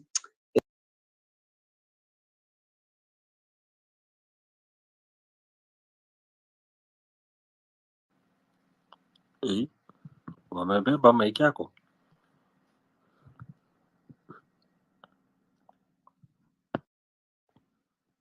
Sankale. hello. Umerudi. Please go on. So like nataka kuwania, mimi ndawambia ukweli, mchukie mnende, ndawambia tu the plain truth. Like if today tutapata a chance tena ya kuengage na must go, manze anafaa patane na watu wengine sharp, watu wengine wako na wisdom. I'm sure tuko na a lot of knowledge, but pia knowledge yetu isikose wisdom. You know, hii ni kitu moja, ni weakness moja nimeona tuko nayo. Wanasemanga an iron sharpens an iron, na wakati they sharpen each other, haikuangi easy, zinakuanga zikigwaruzana. So tuko na too much knowledge, watu wanaweza google, wanaweza fanya more research about what is going on, but we lack the wisdom ya how to solve, how to bring solutions. Ukiangalia mtu kama Morara, okay, mi si fan wake, sijui mbona. Ukiangalia mtu kama Morara utakuta ako na the knowledge but hana the wisdom ya kupatiana solutions, ya kupatiana what we need to do. Like hata leo tukisema Ruto aende, then what next? Tukisema leo tunachagua Matiang'i anafaa tukute tumemwambia this is what we want. Kama last time, let me guys take you back to back. Last time tukasema we don't want I'll give the cabinet you secretary. like a minute. We land in a minute. It's okay. Last time tulisema we want tutolewe cabinet secretaries. Wakati tulisema tunataka tutolewe cabinet secretary, guys, atungenyamazia hapo. Tungesema, you know what, Mr. President, we don't want this cabinet secretary, we want technocrats, and give us 14 days, tutakuproposia people who we think are technocrats, na tutakuwa tumepost kwa hapa kwa X, tutakuwa scrutinize vizuri, tutakuwa tunaangalia kama wana qualify according to article 6 ya constitution yetu. These are the people we want, you work with them. So look at someone like Raila Odinga today. As much as tutasema Ruto aende, pia Raila aende, na tusiwahi msikia tena, cause ni kama sahi yeye na Ruto ni kama wana govern this country wakiwa wote wawili. So if today we will be, tunafaa tukuandika Ruto must go and Raila must go forever. You see guys, cause at the end of the day our say ni buddies, hata Kalonzo ni buddies na our say. So tuna need to be very very very smart on how we are handling these things. Na KOT, napenda vile, siwezi kukompea na watu wengine, napenda vile uko free na uko real, you know, the realness ni kenye tumelack kwa young people. Unajua watu wanapenda hands out, mtu akipewa hands out anachorea story. So wakati tunago story ya Adani, manze tukue too real, tuulize swali mingi, Adani inataka nini hapa kwetu, na hii 18% itakuwa inaenda wapi? Hii Adani, like we just tuambie tu president we don't want it, and that's it, na tumpe reasons why we don't want it. akituliza how we want the airport to be managed, tumpe reasons zetu, tumpe solution ya how we can manage the airport. As much as we don't want something kila wakati, wacheni tukue na solution of how we want things to be done. I think that's the point. Nimezunguka sana, I think umenielewa. Tukisema we don't want chief, tunasema we want this, like tunapeana solution of what we want. I think country yetu itaenda mbele vizuri sana. All right. Thank you. Nataka kuomba Jeffy na Misiko mniruhusu nifanye tabia mbaya ya kuwapita laini tu, aki msinipige. Tabia mbaya tu kidogo tu, niwapite tu hivyo, niende side ingine nisalimie Wanjiru, and then I'll come back to you, Misiko and Jeffy. Hi Wanjiru, how are you? Hi. Am I audible? Yes, you are. Thank you for giving me this opportunity, and for allowing me to cut the line. It's very late where I'm calling from. So, I'm Wanjiru. I'm calling in from Cape Town. I'm sorry, my Swahili is not as good as it used to be. So please allow me to speak in English. And nikiweza kuingiza Kiswahili nitaweza. Tafadhali, Muni, forgive is what? Muni. Wanasemaga tukuwie radhi. That one.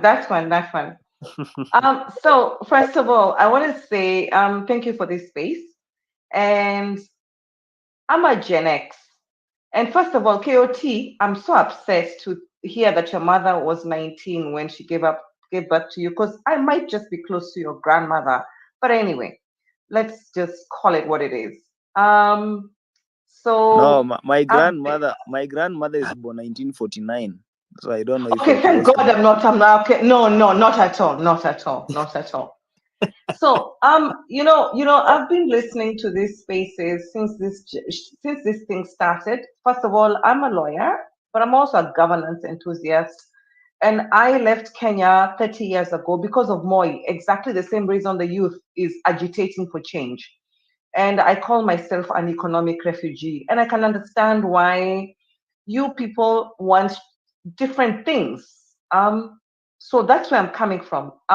I've been listening to these spaces, and KOT, you know that I have been the listening person quietly and sometimes loudly. And the one thing that I can say is that he's been consistent. Many people have come and gone. I quietly listen. I am a night owl, but I quietly listen. KOT has been consistent. But what I want to say more important is I've also supported KOT. And one of the things that has come across for me is that he has been very accountable and very responsive. And I've watched what he has done at grassroots level. And for me, I see results all the time. And where I come from with my work that I do in South Africa, consulting for the ANC, the EFF, and all the work that I do here, I think I see that kind of consistency of somebody who truly is a champion for change. And I'm not saying this because I've never even met KOT. KOT, I've never met you in my life, but I have watched you, and I've watched various others. Kina Wanjiro, you have not gotten this meteoric rise. You have not been a Caswell. You have not been a Morara. And I'm not saying all these people are wrong, but what I'm saying is that you've been grounded as a person and consistent with your messaging. So I think you are somebody that I can back easily, and I have done it with my money and with my networks and with my knowledge, and I think you will acknowledge that. So one of the things I want to say is Kenyans, we need to be very introspective about the kind of leaders that we're choosing. Are we going to choose the flashy, the ones that are doing these big things, or are we going to choose the people who are grounded? I look at leaders like Okia Mtata, not flashy, but they've got a history of being consistent about fighting for our rights. Our leaders are a reflection of who we are. So sometimes we need to introspect very clearly about what we want for our future, and we need to choose leaders who are reflective of our values. And for me, that's important.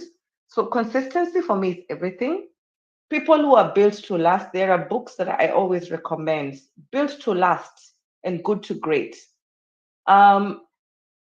Shiny Diamonds and Shiny Things are very interesting and very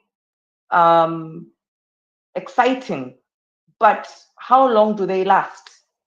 When you look at gold, is it solid gold or is it plated gold? And I'm saying this not because I'm criticizing, I'm just saying let's be introspective.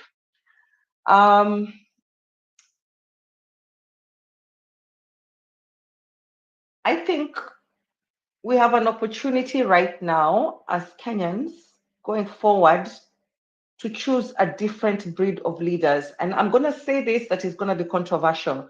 Perhaps Ruto came in to teach us a lesson. Maybe he came in for a reason.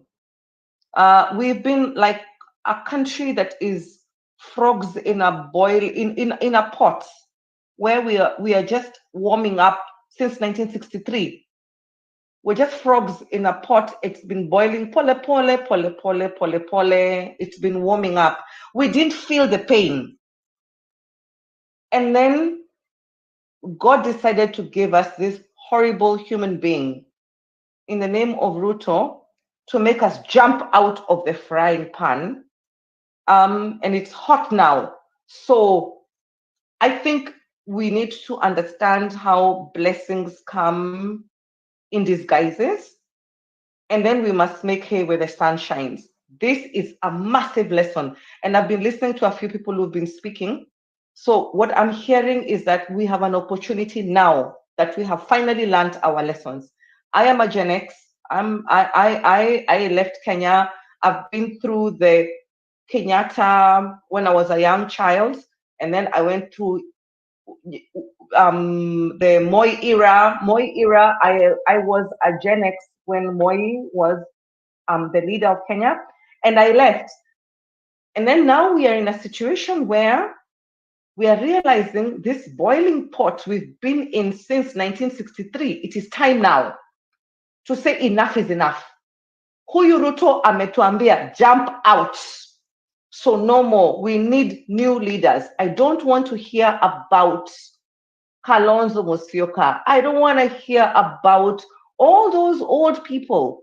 We must imagine, and I talk about Kenya reimagined. We must reimagine new leaders. We must reimagine leaders who have never been in the system. We don't want to hear about Jubilee, about Wiper Party. We don't want to hear about all these other people. We want to reimagine new leaders that have got new values that espouse to who we are. And for me, you, the youth of Kenya, I want to say to you, and I consult for the ANC right now, and we're in trouble in South Africa at the moment because we've been talking to the same old people. I want you young people of Kenya to reimagine a different Kenya, that you have the numbers, 20 million between the millennials and the Gen Zs. And for us, the Gen Xs who actually believe in what we believe, you have the numbers to actually change everything. Hii kitu imeenda. Let's not entertain the story of sijui. I was hearing somebody talking about Wiper Party, sijui. I don't even know. You're talking about the old stuff. Can we think about the KOT Sonkos? Can we think about the Wanjiros? Can we think about the, I don't know who else, DK? Can we think about everybody who has never been in the system? And we say, let's go vote for them. The elections in 2027, if we're going to have an election, it's not going to be about money. Kenya, you have proven that you are digital warriors. Let me tell you something. I'm doing my PhD in the evolution of governance in Africa led by the youth. The statistics are telling us that, number one, the numbers of Reject Finance Bill 2024 was 780 million impressions globally, the most successful campaign in the history of the internet. It tells me that elections is not going to be about money. It is going to be about an acceptance of who we agree. And when we rally behind those people we agree on, we will get them elected. The game has changed. This is my thesis, and I believe in you young people. And I want you people to imagine, don't sit here in spaces complaining. Take political power. Take political power, and let's get into a place where we have an agreement and work together. Because once we agree, it is this person, we are not, you don't need the money to go and steal to become leaders. This is your Senate and this is your parliament. So for me, that is just my my submission. Allow me to say that please read widely, take charge of politics, be consistent. The youth, this continent is dependent on you. My thesis is telling me everything that I have said. The governance of this continent is all about you. Thank you so much for this opportunity. I'm sorry I cannot speak a lot of Swahili. It's in imeisha kidogo, but KOT, thank you so much. You know I've been behind you and I've always supported you because you have been the one that has been consistent. As people came in and went, you were the person that is still standing. Thank you so much for the opportunity I seized. Thank you. Asante, Wanjiro, thank you. And I know KT sends a whole lot of love back to you and to anyone who's also continuously shown that support, both in sharing your thoughts, whether it's in actual support of resource or whatever kind of support that you've shown. So we do really appreciate, on behalf of QT, I appreciate that. Misiko, niaje Yes, poa sana, mko salama? kabisa. Believe you guys are okay. Kioti, my good friend, DK, it's good you have kept this. Wacha niwashukuru. Kwanza ningeweza kusema Ruto must go. Tumesema Ruto must go na ni kama aendi, but he will. Let's not give up. We are not giving up anytime soon. Let him understand we are not giving up. Ataenda. Ruto siku moja ataenda. Reject Adani, we have to be very louder, more than louder, that Adani must go. Why should Adani go? Because we are not, I'm even shocked that today the court stopped the Katara. What is that? Say wanatuchezea. Koti gani? Koti ya Kenya ama kuna koti ingine? Labda ni koti ya Ruto anyway. Cha tuseme hivyo. You see ile koti ya Kenya zi tunajua.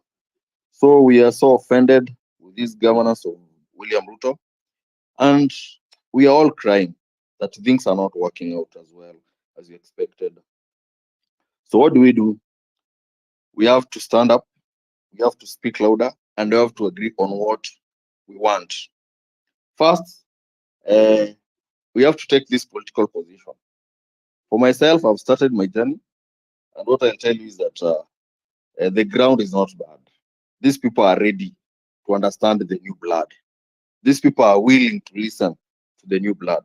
And who is this blood? It's we, the young people, who really understands the need of our brothers, of our younger brothers, of our parents, of our great-grandparents who are suffering down there. So we are the people, everyone is looking forward to see that tunaokoa hii Kenya. Because if we don't stand, hatutaweza. Mtu alikuwa ananiuliza mbona Ruto anapush Adani? My answer was very simple. Ruto anapenda pesa. So Adani wako na shares zake. Ukisikia Ruto anaongelea 92 billion, wewe jua hata labda 50 billion ni zake. So hizi pesa hizi zipata instant na anajiprepare akuwe na pesa zenye atatumia kuiba kura 2027, akuwe na pesa za kuhonga MPs, akuwe na pesa. Like, this guy is very corrupt. So he needs a lot of money. And now who is going to give him this money? Na muliangusha finance bill. Ndio maana amekuja na very pressure mingi sana. Adani, kuja. Ukiingia airport unipigie kama 200 billion. Ukiingia sijui Kenya Power huko kwa electricity na kupatia 92 billion, 15 zangu. Ruto is just looking for money because he understands that with money he can win, and that is the direction that this guy has taken. That is what I'll say about him going for these deals with Adani. It's all about money. He wants money. He doesn't care about Kenyans. He's not there to see that airport is doing good. He's there to get his shares and then do the rest with the money that he has. So he's a very corrupt person. He's a very dangerous person that you're dealing with, that everyone should be careful with. So anything that he's doing, he's not doing for the goodwill of Kenyans. No, don't be lied. Another thing, my brother, Sankala, Ruto doesn't listen. So at what level do you want us to tell him whatever he has to do? He doesn't. So hata tukimpata wapi, hezi tusikie ule jamaa. Mambo yake ni ngumu. So yeye dawa yake ni a left. Na muda si mrefu ata left. Tusikubali hizi stories zote wanatuletea, sijui extension of leadership, sijui what. Don't. We want Ruto to live and leave us in peace because we are already in pieces. So we just want him to live. Another thing, let's also focus, as much as you're focusing with the national leadership, can we go back and see what are our MPs doing? Because these are the people who are really failing us terribly.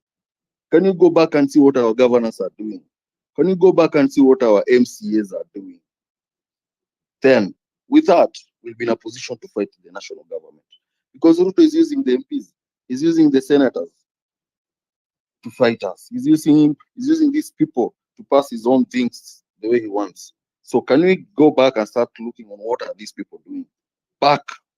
Then you realize that for sure we're in a problem. And the only solution we have is to rescue this country from this conmanship. Thank you so much and have a blessed night for those who will be sleeping. Thank you. Asante Misiko, thank you. Jeffy, good evening.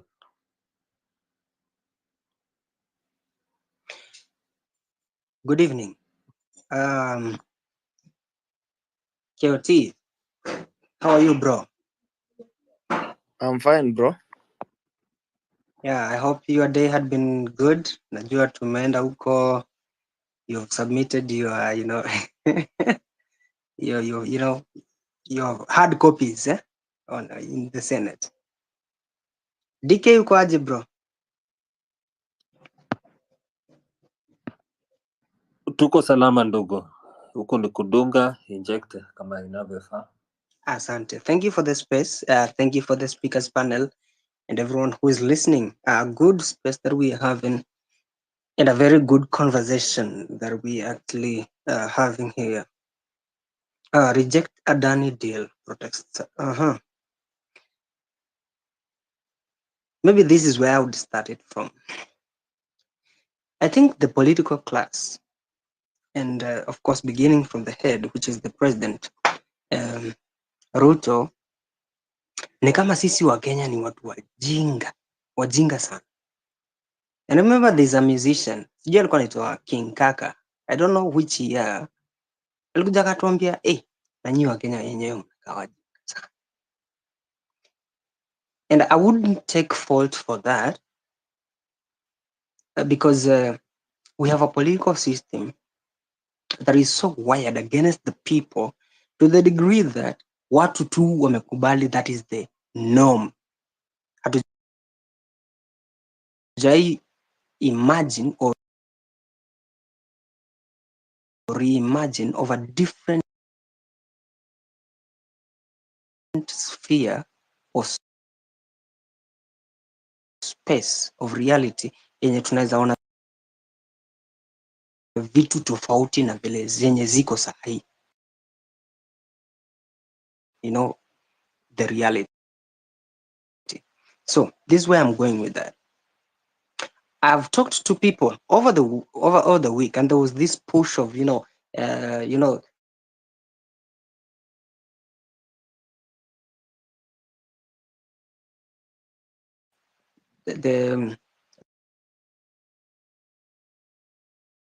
the term limits,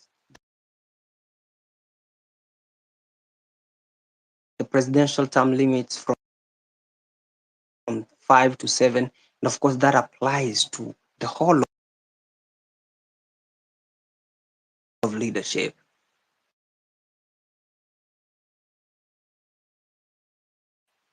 Kutoka MCA kwenda huko juu, women representative, we're talking about the governor, we're talking about the Senate, we're talking about the MPs, we're talking about the senators, all of those. And then I said, this is the charade that we have been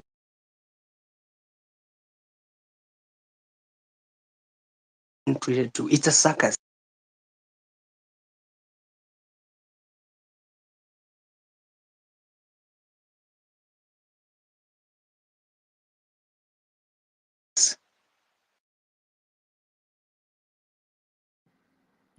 Na sijui ama ni mimi net yangu ama Jeffy unapotea kwa kila mtu, but mimi nakupoteza poteza. Sijui ama kuna mtu mwingine anapitia hiyo. I think kila mtu Yeah, They anampoteza actually because know even from my end simsikii vizuri.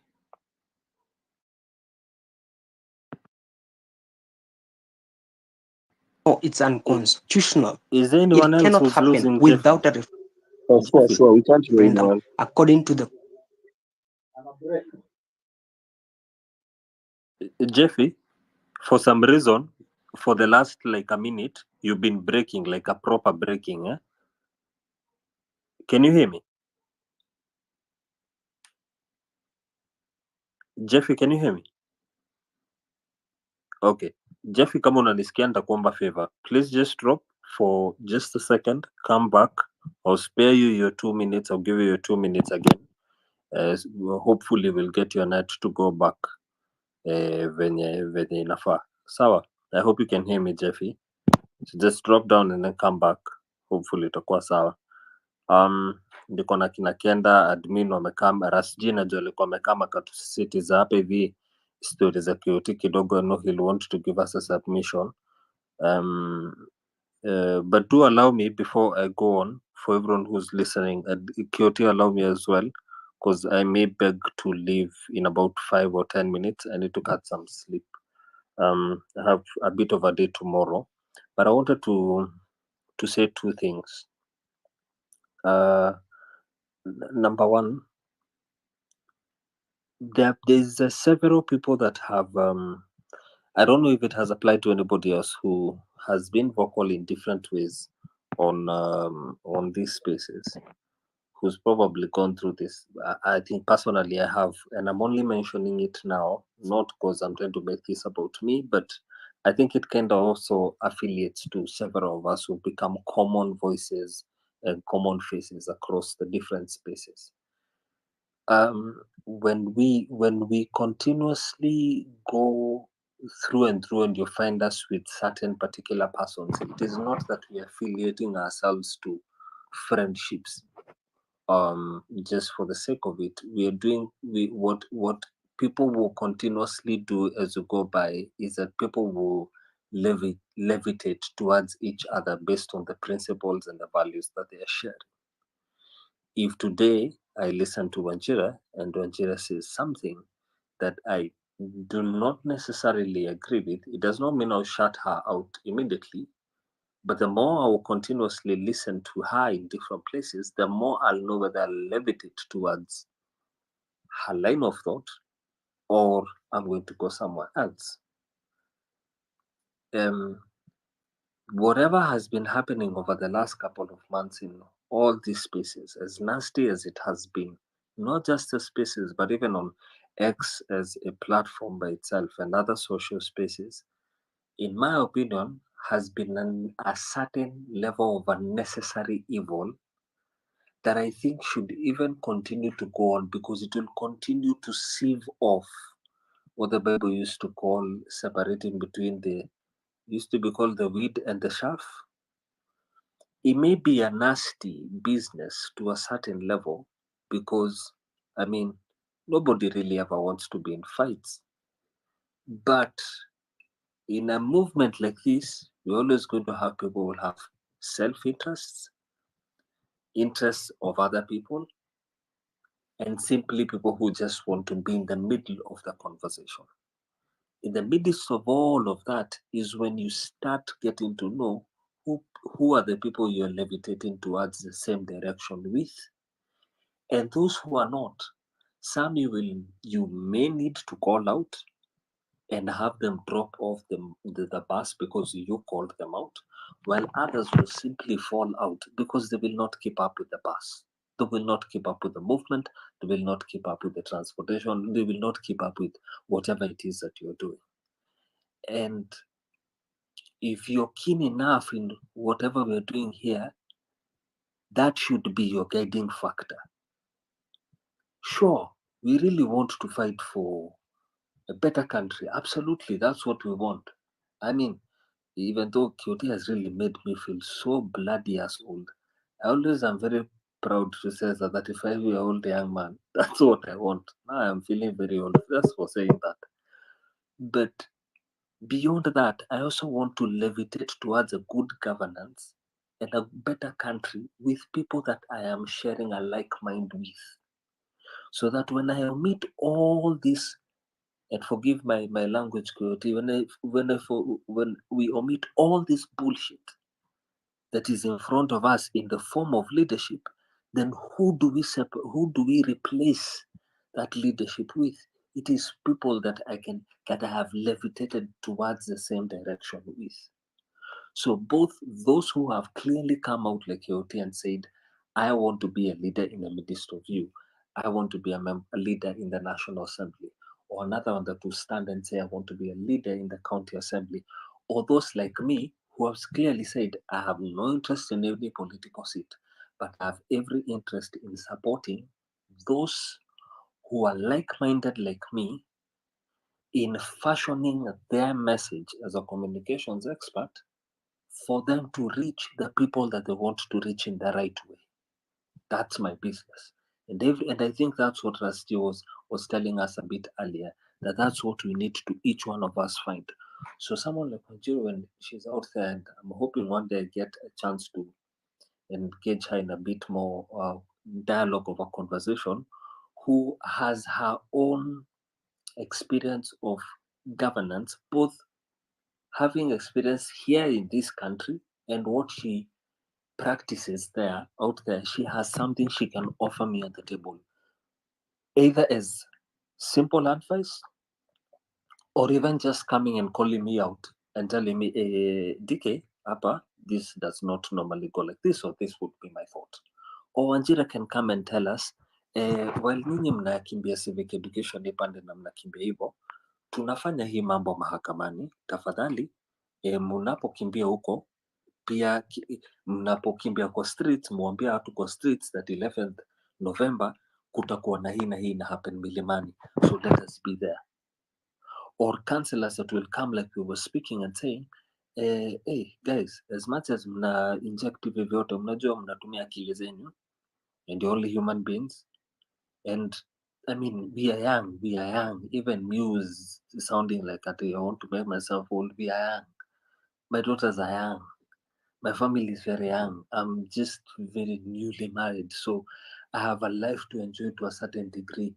So when a counselor comes and tells me, this is what I can offer, then it helps. So let us try and indulge ourselves in a way that we're levitating towards the same direction by understanding who we have the same principles with, drop off who we have to drop off. I'm feeling no pain at all dropping off whoever I need to drop off, because we're not here to make friends. We're here to make a better country. There's a difference between being out here to make friends. That's not the business we're in right now. We're in a business of making ourselves a better home. In the business of that, you make friends, sometimes you make enemies, sometimes you have people that you may not agree in certain places, but here we agree because we have one goal. Kioti, asante for always giving me a chance to co-host with you. I have to call it a night, but thank you to everybody who's been talking to us, and yeah, I'll see you guys tomorrow. Okay. Thank you so much, DK. And so, guys, I think in the next 13 minutes, I should also be winding up the space. to go. Kitu uko hapo? Yeah, na Nataka ni kwa hapa najua huwezi ukuje kusikia. uniintroduce. Wacha niache Jeffy. Jeffy umerudi? Jeffy, I hope mic yako iko hot. Wacha nikurudishie. Yeah, thank you. Alafu get. I hope I'm audible now. I think my network had a couple of technical hitches. Yeah, but going from where I had, last left, I think this government has treated us to enough ridicule, to the place that we've been pushed so far to the wall that we cannot go beyond that wall, and the only resolve is either you fight back or you die. And I'm not normally a person who gives up really, in those circumstances, but I think we have taken out ourselves as the young people. We've voiced out our cries and our demands very constitutionally, democratically. We went out with bottles and flags and just voiced out and said, this is what we don't want and this is what we want. We simply want good governance. We want transparency. We want accountability for our leaders, unarmed at all. And then we have over 60 people killed, shot at, dead. And then we're like, hey, is it commensurate? Like, is the force commensurate? Mtu akikuja na chupa na akuje na maji, akuje na flag na akuje na sauti yake, unampiga risasi, whether it's a rubber bullet or it's live or you are sniping at them. It doesn't call for that. And then we were told the president is very ready, willing, and able to listen to the people. And we asked him of one thing: drop the finance bill, which he did. Second demand was, we want you to dissolve the cabinet. What did he do? If he was a listening person, he actually reshuffled the cabinet and reappointed it. So we've gone to the street several times, and I'm like, okay, why is it that now the youths are, getting very escalatingly, agitated to, using more force? This thing that we're being treated to as it's called public participation. That is a charade. It's drama. It doesn't count. The day that they brought, you remember 2 weeks ago when they said, this public participation about the impeachment of the deputy president, you could see on mainstream media the whole feeling of all counties in the nation were, we want both of them to go. If Gachagua goes, Ruto goes. Because if Gachagua is tribal, Ruto is more. If Gachagua is corrupt, Ruto is more. And for us, there's never one time we pushed for a hashtag of Gachagua should go. We went for Ruto must go. Not as a person, but the whole system should go because it's not working for us. That's why we came up with this idea of we need to drain the whole swamp. So that did not count. We were yet told that Wakenya walisema tu, a majority of them walisema Gachagua should go. That was not the case. Now, look at today. Watu walituma ma emails, watu wakaenda in person, wakasema tutaki hii 5 term limit iongezewe to 7 years, of service. What did Cherargei tell us today? He said 80% of the people who actually called him or messaged him, whether on messages or WhatsApp, watu wote walikuwa wanamwambia tu wana support 7 years term limit. And I'm like, what? So you keep Kenyans so preoccupied. They are so busy. Watu wanajaribu kusubmit their their submissions and their comments, and all of them, they don't even count. So my question is this: hii gava inataka tuongee language gani yenye wanaweza sikia?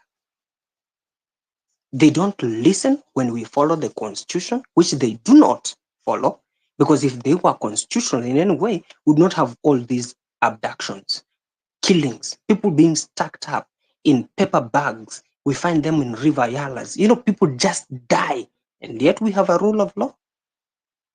I don't think so.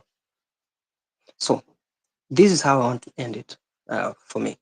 When you talk about Adani, ni venye wa Kenya, we are so lazy to find information and detail the nitty-gritties. How is it possible that we can, get foreigners? Why, for example, is anyone not asking the question, public participation ilikuwa wapi wakileta hizi vitu za 30 years?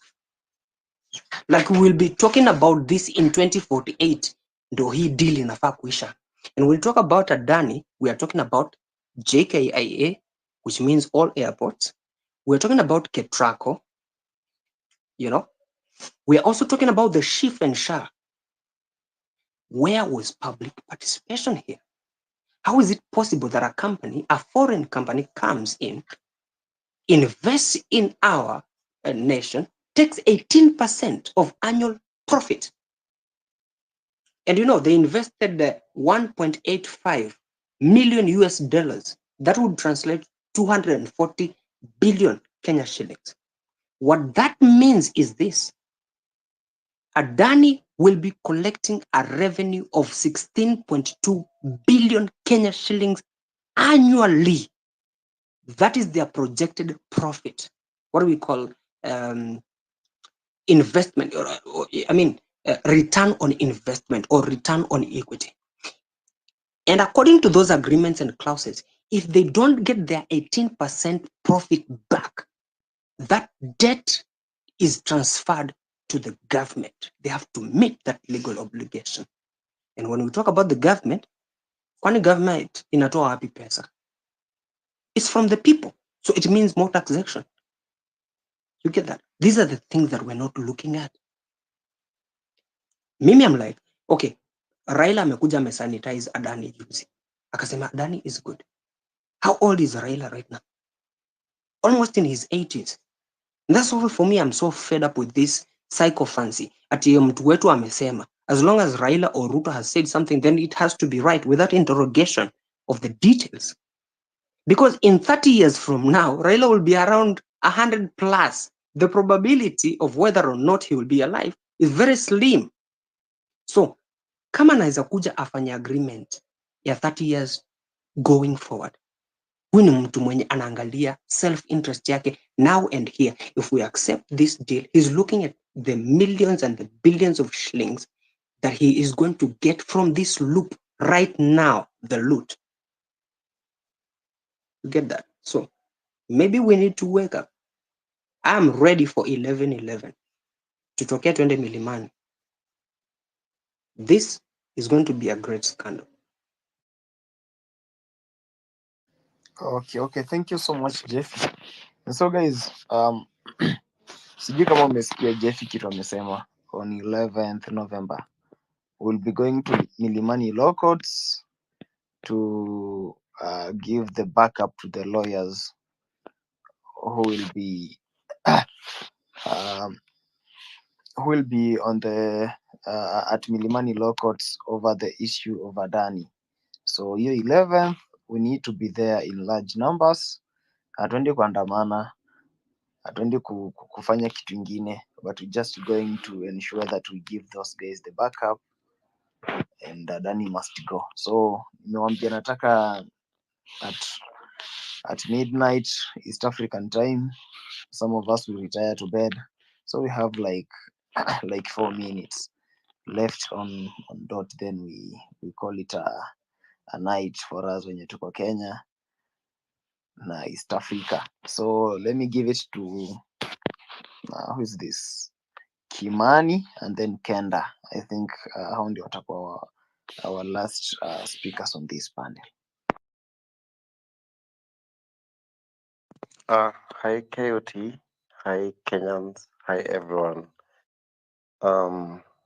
First nataka kusema I want to split this minutes with Kenda, but one thing nataka kusema from this discussion is that what we feel inside, kwa sababu tunaiona how these guys are carrying us for fools, and they know that we are angry enough, and that's the reason why kwa streets they are unleashing policemen on us. to shoot at people. In the past protest, a friend of mine, Ilesque Uhuru Park, as a cocktail, was shot on the leg using what could be a rubber bullet, what could we don't even know. It's as if wanatumia different weapons on us. But these are a clear show that first, William Ruto is afraid of the people.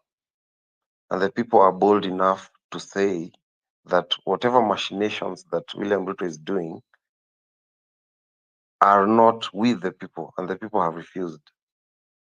But you see, what's happening right now is that the dictatorship will continue to push itself on us more and more. Na hiyo tunaiona, we know it. We've seen it on the streets. We've seen it with all the more than 62 people who've been killed, with the many more hundreds of people who are being reported missing. We are asking ourselves, are we not seeing this? Because I think it's enough.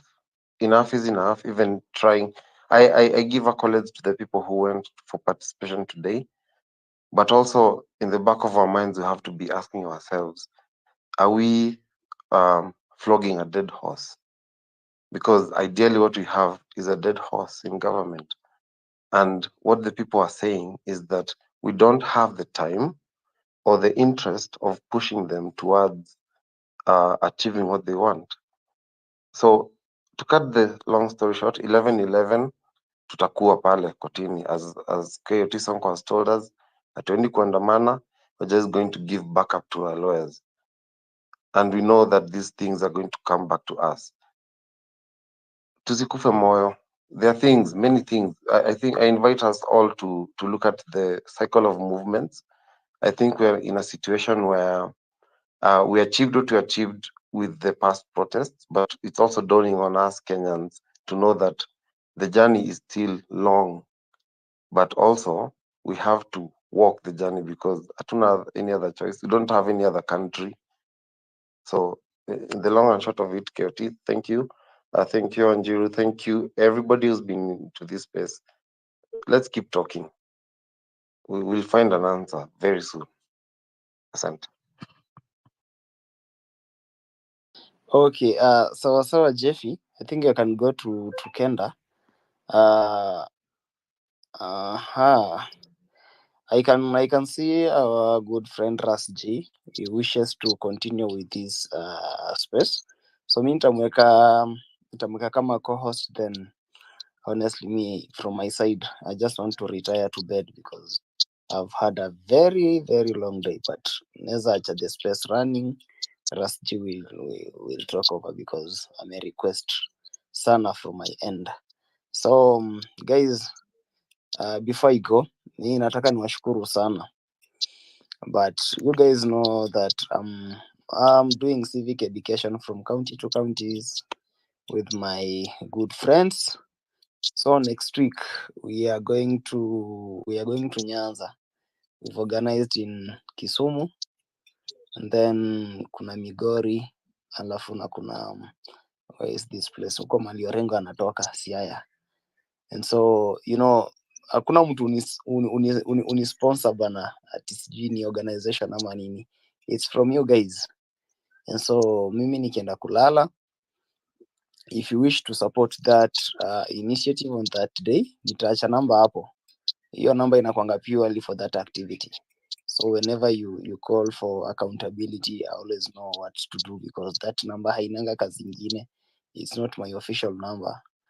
And so nitaiacha hapo. If you wish to support us, kindly do that because tukikaa tu hapa tukiongea and not doing the action on the ground, and then we are failing. So me and a few friends, na pia kama kuna wengine hapa they wish to join us next week, we are going to Nyanza. Just come, then tunaweza tembea wote pamoja. Thank you. Before you leave, may I just have a quick, just 1 second moment? Okay. I just want to let Kenyans know that worldwide campaigns of this nature are actually founded, they are financed by people, they are financed by citizens. If we don't finance them, then we expect them to steal from their sovereign to pay for them. Guys, when people like KOT who are accountable, they are dependable, they are consistent, let us be the ones to support them. Look at the US, look at South Africa, look at everywhere. They don't need to be the robbers of our sovereign. We the people must be the ones to finance it. So I'm just calling upon yourselves. I have put my money where my mouth with KOT Sonko because he has been accountable, and I'm a lawyer and I am a bitch, and he has been completely consistent. So please put your money where your mouths are. Otherwise, you know what? We will end up having the same politicians who are going to steal money from the sovereign to run for campaigns. Let's support people who are like KOT. Thank you. Just my statement. Okay. Thank you so much, Wanjira. Wanjiru, I mean. So, guys, honestly, I want to wish you guys a very great night and a great evening to those in diaspora. Wacha tuendelee kuungana pamoja. Let me just take a rest kidogo, then we'll continue in the next few hours, like 6 and 7 hours to come. Thank you so much, KOT. That has been KOT. I requested that we continue because Kitambo, we used to do it, and we used to do it especially for diaspora family, for our diaspora people. I know these are the moments you remember when KOT used to take a break at this particular time. I think Toria and Binti. Now that Toria and Binti are not around, and we want to maintain the consistency, because people must keep on talking. We must keep on encouraging each other.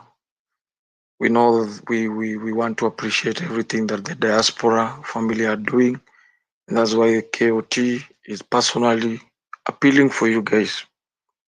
In this journey, we need to be together. All of us, we need to be together. We need to show our patriotism. We need to show our unity. Because those are the only things that can make us defeat this regime. So as our brother prepares to go to Nyanza, that is Nyanza counties, he has mentioned the counties. And this is another wonderful region that really requires civic education, because this is an area that has been living under instruction of one individual who is in government. So those people need to be told. Some might not be knowing about Adani, some might not be knowing about what is happening in their counties. So as KOT appeals for your help, thanks for the good work Wanjiru and others are doing. We really appreciate that. So when the young people of this nation, as young as KOT and others, those people who are aspiring to be leaders of tomorrow, KOT is aspiring to be a member of parliament in his backyard. I'm also aspiring to be a member of parliament here in Nairobi, and I believe everything is possible. So we are counting on your help. We are counting on your encouragement. So let us do this together. So I'll be with you in our next section. I hope God gives us the energy to carry on, because in everything we have to keep on hoping on God. So I don't know where to start exactly, because I can see Wanjiru hand is already up. I don't know if it is a counter. Can see Kenda had spoken. I'm just somebody called and Nyoike had just spoken. I know he had not finished with his submission, but I wanted to start somewhere different. But before maybe I go different, Wanjiru, what is this that you'd want to say? Is it something that you wanted to say to KOT?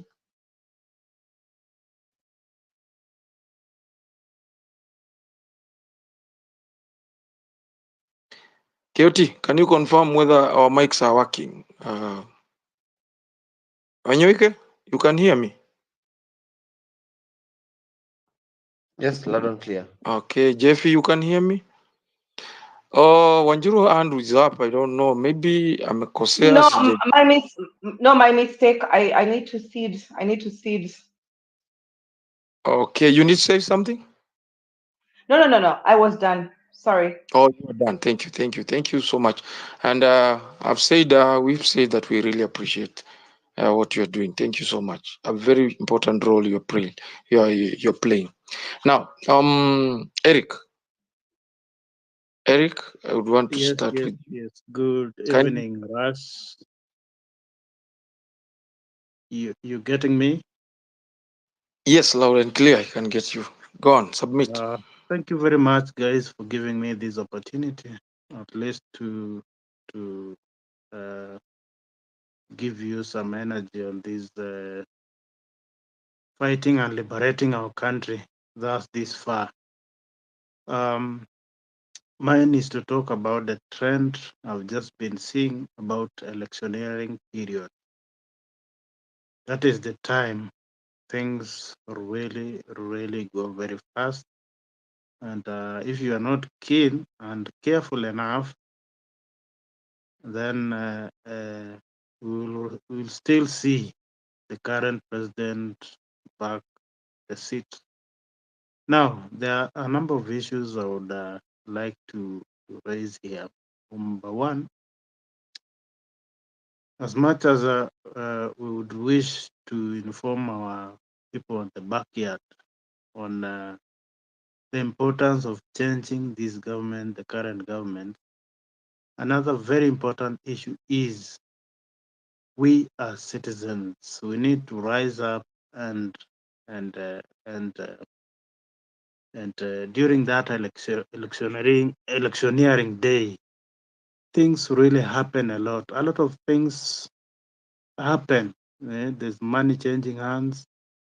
There are ballot papers brought in from different quarters after people have voted and being sneaked in and marked already.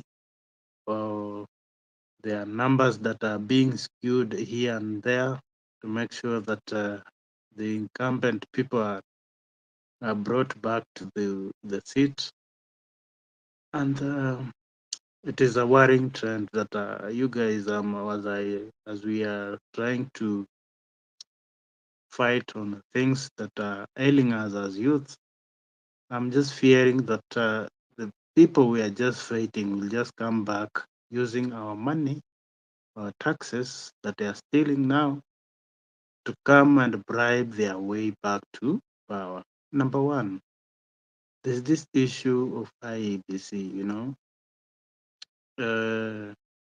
there's a trend I saw sometimes back and on the last election, and I saw it coming, and these politicians are using it very much. You see, they get the number of people in a certain area, they get their IDs, or they get their, if they are registered as voters, they get them, they contact them wherever they are, they surrender their IDs to these people, they do whatever they do with it. That is where these booklets of IBC go into their hand, and it is not found easily. They give out a lot of cash for it to be found. So those booklets are going to be marked with these people's ID, and they are going to be they bribe the returning officer of that county, regional. I think the central one of that county. They're going to take those ballot papers to those places, and they will be counted, and they will be tallied, and results announced. As they do so, they already run directly to IBC headquarters to go and be ready to be given a certificate, because if he or she delays, then things may change along the way. So there are a number of issues of that kind that I saw on the last general elections. like 2017, 2022, I saw the same trend. In 2007, I saw the same, and then I became very much concerned and agitated. Kenyans do not make their votes count. That is the real issue. And then the issues of these servers, especially for these presidential issues, it is never clear. Whatever Eric, happens with those things, Eric, it is never clear. Pole. Yes. Eric, you can hear me. You can hear me. Yes. Now, those are, I think, those are very, very, very wonderful stories. Very, very wonderful, and I don't dispute anything. But I want us to talk of the current problems that we are facing as a country, and how we can handle that, because I know everybody knows the history of our elections and all that, but I also want you to send a message of hope to Kenyans. Don't talk from a perspective, unajua mimi sasa mahali hata nimefika naona ni kama hatuna mwangaza. No. That should not be the mood of the movement. Yeah, we are here. We know all those faces. We know what happens. You have explained gonna happen hivi, but Kenyans are looking on. We are here to unielewa. We are here to encourage one another. It's not. We cannot put a situation ati tunakaa nikaa tunaonesha ati Ruto is this somebody that is very much organized in a manner. I think if you saw even today, I want you to reflect on these three things, and I want all the speakers that are coming. Like today, a CS, a cabinet secretary, last night aliamuka tu aka-advertise akasema today in KICC there are jobs, Kenyans, young people should come and apply. And today I saw the CS at KICC smiling with, when you see kids holding their papers. And I'm not saying the Middle East ati kutafuta kazi ni mbaya, but we all know what happens in the Middle East. The very many cases zimerudi nyumbani. But these are our young girls and boys whom this administration, when you go to their manifesto, they promised creating jobs in our own country. Lakini juu wameshindwa hiyo kazi, they now want to export the people, the young people of Kenya, who in their anger demonstrated their anger during the finance protests. Lakini sasa wamefika mahali, the only solution wanaona, it is exporting them. I want you to carry, you see, those are the things. Manelewa? But let us forget about Kwanza, because the way I'm trying to get you, una explain vile election inaibiwangwa na nini. So let us cross. Currently, we have even not constituted the IEBC, and it has been done intentionally. So me, I want to hear a Kenyan encouraging other Kenyans, particularly on solution on how to get this system out of power. But to see kuwe na hiyo mood, that one I'm just saying on a lighter note. So I think if you can understand me, any other person who is on the speaker panel, yeah, let us just encourage one another. Let's avoid because I've realized even in other spaces, there are people, and I'm not saying Eric, you are one of them. There are people who have changed the narrative. There are people who come, they talk, but at the tail end of it, they make it look like it is impossible getting this regime out of power. Because there are people we believe the blood of our freedom fighters, they still run in our veins. We are capable of chasing William Ruto out of power and taking back our country. Carry on, Eric, as you learned, as I try to accommodate others. Yeah, thank you. I was just bringing that point, and so that as we do civic education, we also see how we can counter all those things that bring bad people, bad leaders back to our office spaces. Now, yeah, there are things that can be done. We can do it, and we are going to do it. And I personally, wherever I am, I've always tried to speak to the border borders that carry people, these border borders that during electioneering period are the ones being given fuel to go and sing and do some sort of things and then change the narrative of the electioneering period. So I've always talked to people, and we can do this, all of us. Wherever I go, I tell people, whatever you've done in the past election, please, this coming one, do not be swayed. Do not be swayed with the money that comes and start doing things that are not contrary to what we are advocating right now. Because the suffering that we are going to get after we elect bad people is going to affect all of us, not just the person that did not vote for that person. Now, there's a number of another thing that came up like the other few days, and somebody is just saying that they should add these terms, presidential terms, MPs, MCAs terms. Guys. And I saw Gerard Gate today, I don't know, he responded by saying that 80% of Kenyans said they are supporting the extension term for these politicians. And I know for a fact that Kenyans, 100% of them do not even want to hear such kind of things. There are problems that are facing Kenyans now.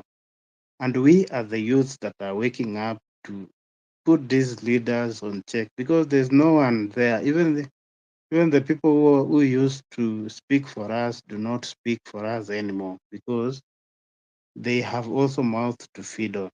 So I would like to encourage all of us here that whatever we do every day, each day, we wake up, we find people, we talk to them, we share the issues, the pressing issues of the day to day, like these share things, like these fuel issues. Been told that when you go to a petrol station, you're supposed to get an ETR for your fuel, the fuel you've consumed at that petrol station that time.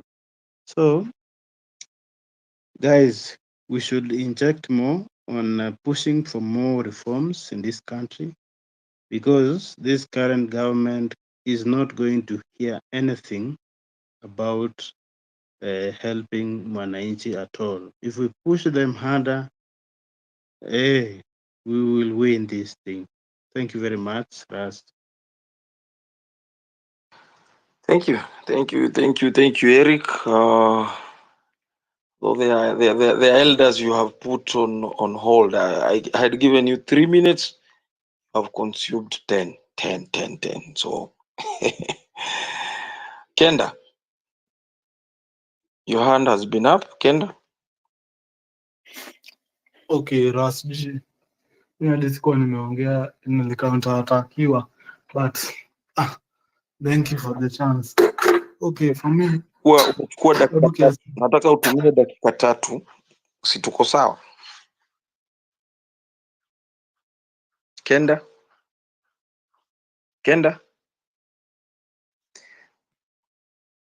You have disappeared again. Kenda, I'm saying you have 3 minutes, so I'll be a bit strict with time because I can see I don't want the diaspora people to. There is something I'm checking with the diaspora, so I would want Kenda to take 3 people.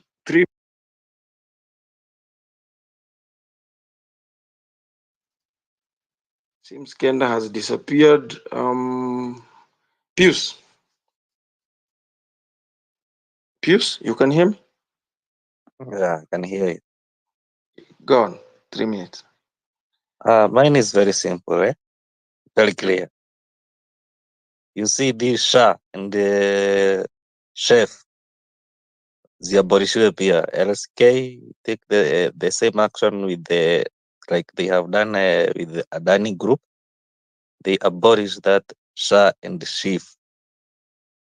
We need to go back to NHIF and they do what is called they clean up in NHIF.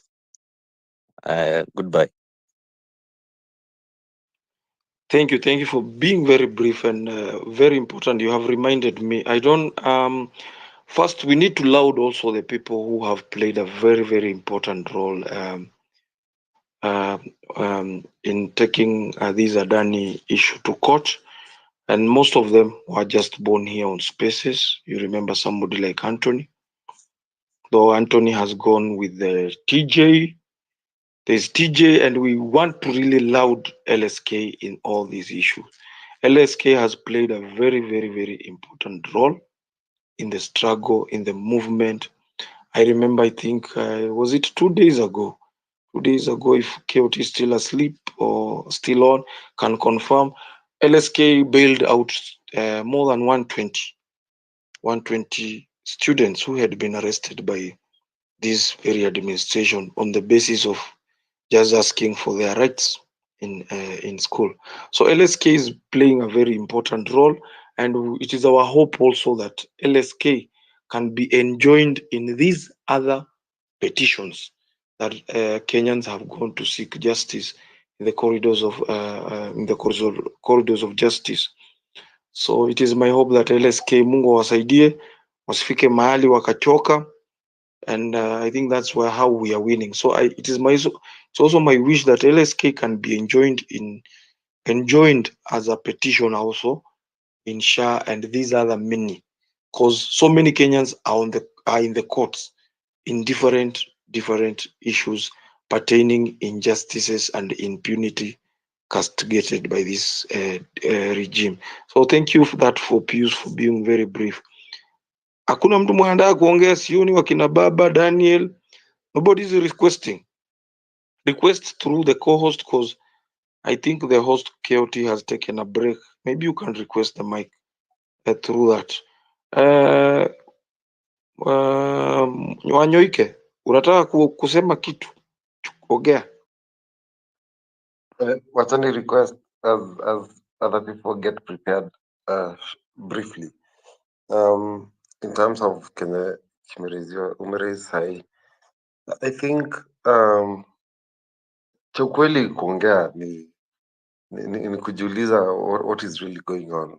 Do we have a sane government? Because if simple things kama shisha, watu wanaziita shisha, like in the end, what is the end game that they're looking at?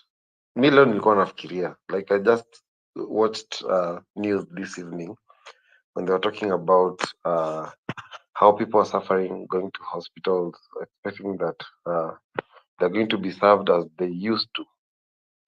Then something crossed my mind. Was she, Sha, she, whatever, was the real intention by the powers that be ya kukula pesa ya wananchi?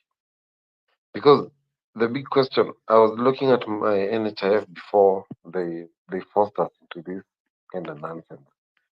And ukiangalia contributions, not that I've used that money in any way for the longest time that I started contributing for NHIF.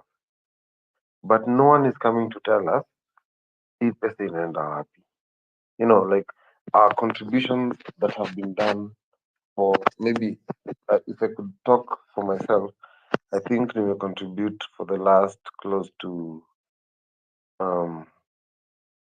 12 years consistently, every month in and out.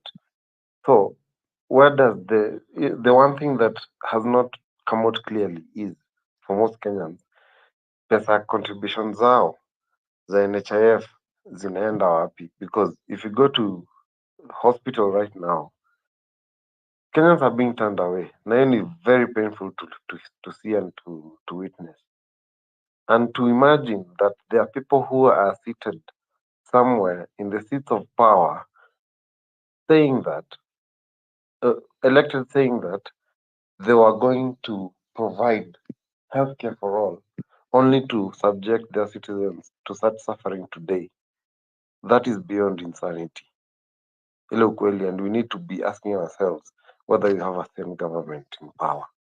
And if we do, then we have to ask ourselves, what does sanity really mean, if that's the case?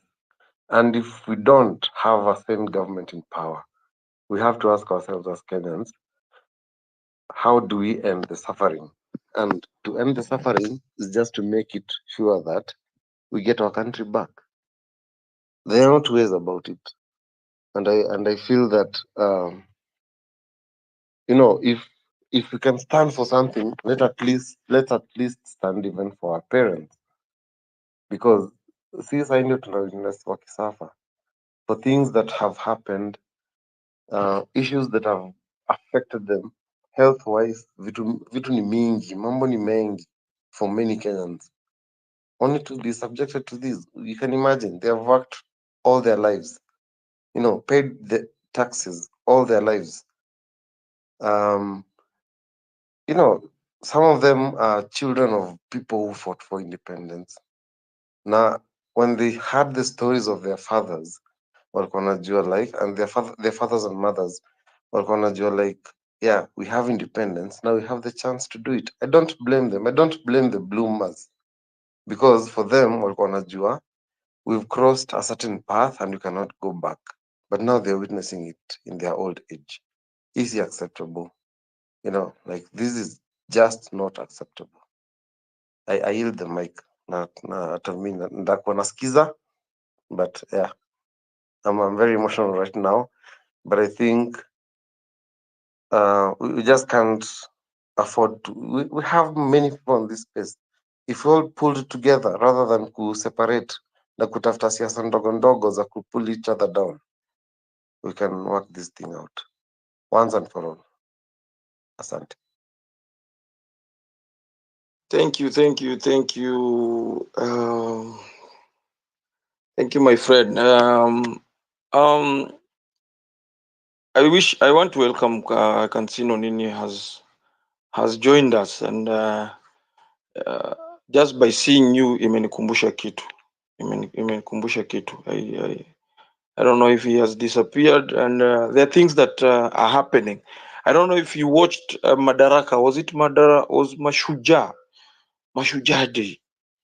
Mashujaa Day. The reason why I had seen Nonini down here, I wanted to ask him what is his perception here when we saw those boys that composed one of the songs that we used during the anti-finance bill, Anguka Nayo. Huh? And this is a tactic that is being used by the state. Na ndio unaona pia inatumika huku kwetu.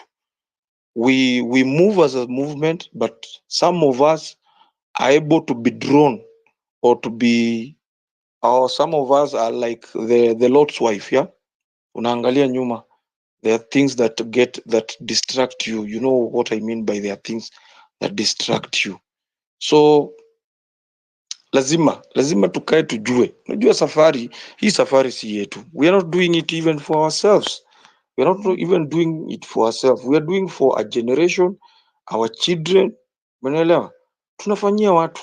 So this is a selfless, yani lazima ujinyime. Kenyans will have to go an extra mile kujinyima vitu mingi. There might be a few, many of them are, they are maybe asleep, others are partying. But Kenyans, I know, we know ourselves. Kenyans will work, they are very hardworking. And that's why you see this country is very rich. This is the only country where politicians can loot. We go, for some of us, read history, how the country was looted, by the sewer. So Nyayo came in, looted it for 24 years.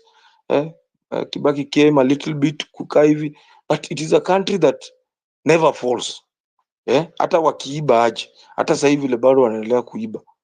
Nika country, it tells us that we have a lot, even if we don't have oil and these other natural resources. This country has a lot of hardworking people. Unaona ile labor yenye tu tuko nayo, the amount of labor.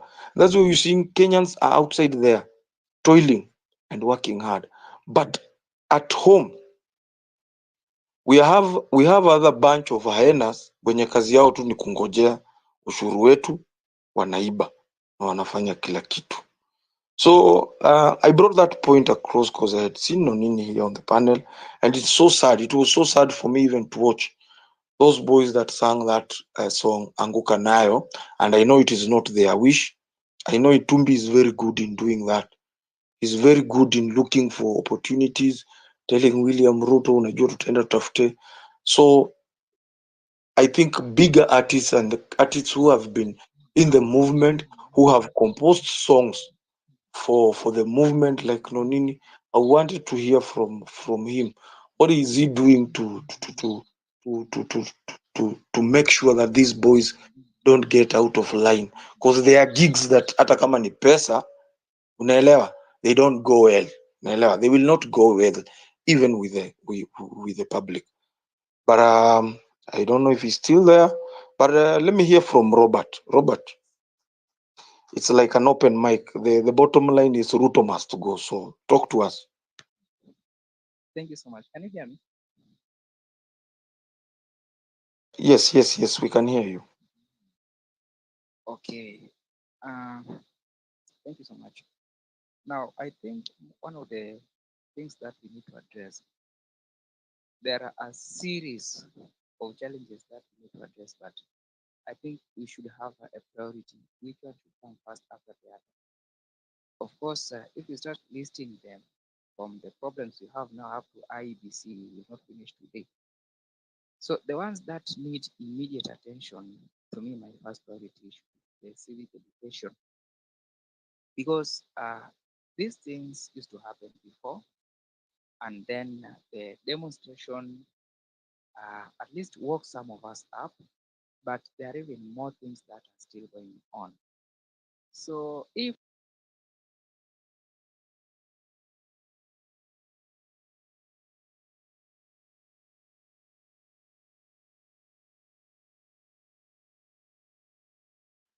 Are you still there? Daniel, can you hear him? Ama ameenda wapi? Yeah, I'm scared. am I audible? Have we... No, I can't hear him. I can hear you, but I can't hear him. I think I don't know. I don't know whether Naskika. Right now. Naskika? Yeah, Robert. Yes. Can you do me a favor? You keep going. Nika volume inaenda kuisha. Can you just do me a favor and check something for me? Can you check the volume of your PC? Is it automatically adjusting downwards? The volume should be right now. Kuongea as you look at it, and then tell me whether it's going to adjust downwards. Because mine was doing that on multiple spaces. Just as you talk, just keep looking at the volume thing. Okay. I'm actually using a tab. I don't know whether I'm now audible enough. Yeah. That is better now. That is better. Go on. Remember. Okay. Yeah, so I was saying that the bigger part that we need to concentrate on right now is civic education.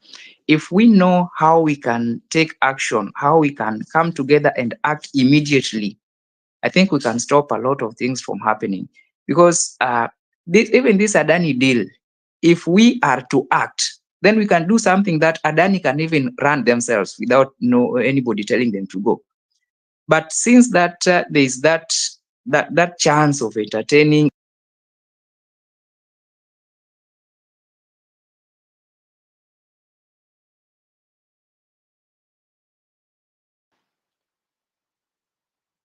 He's gone again.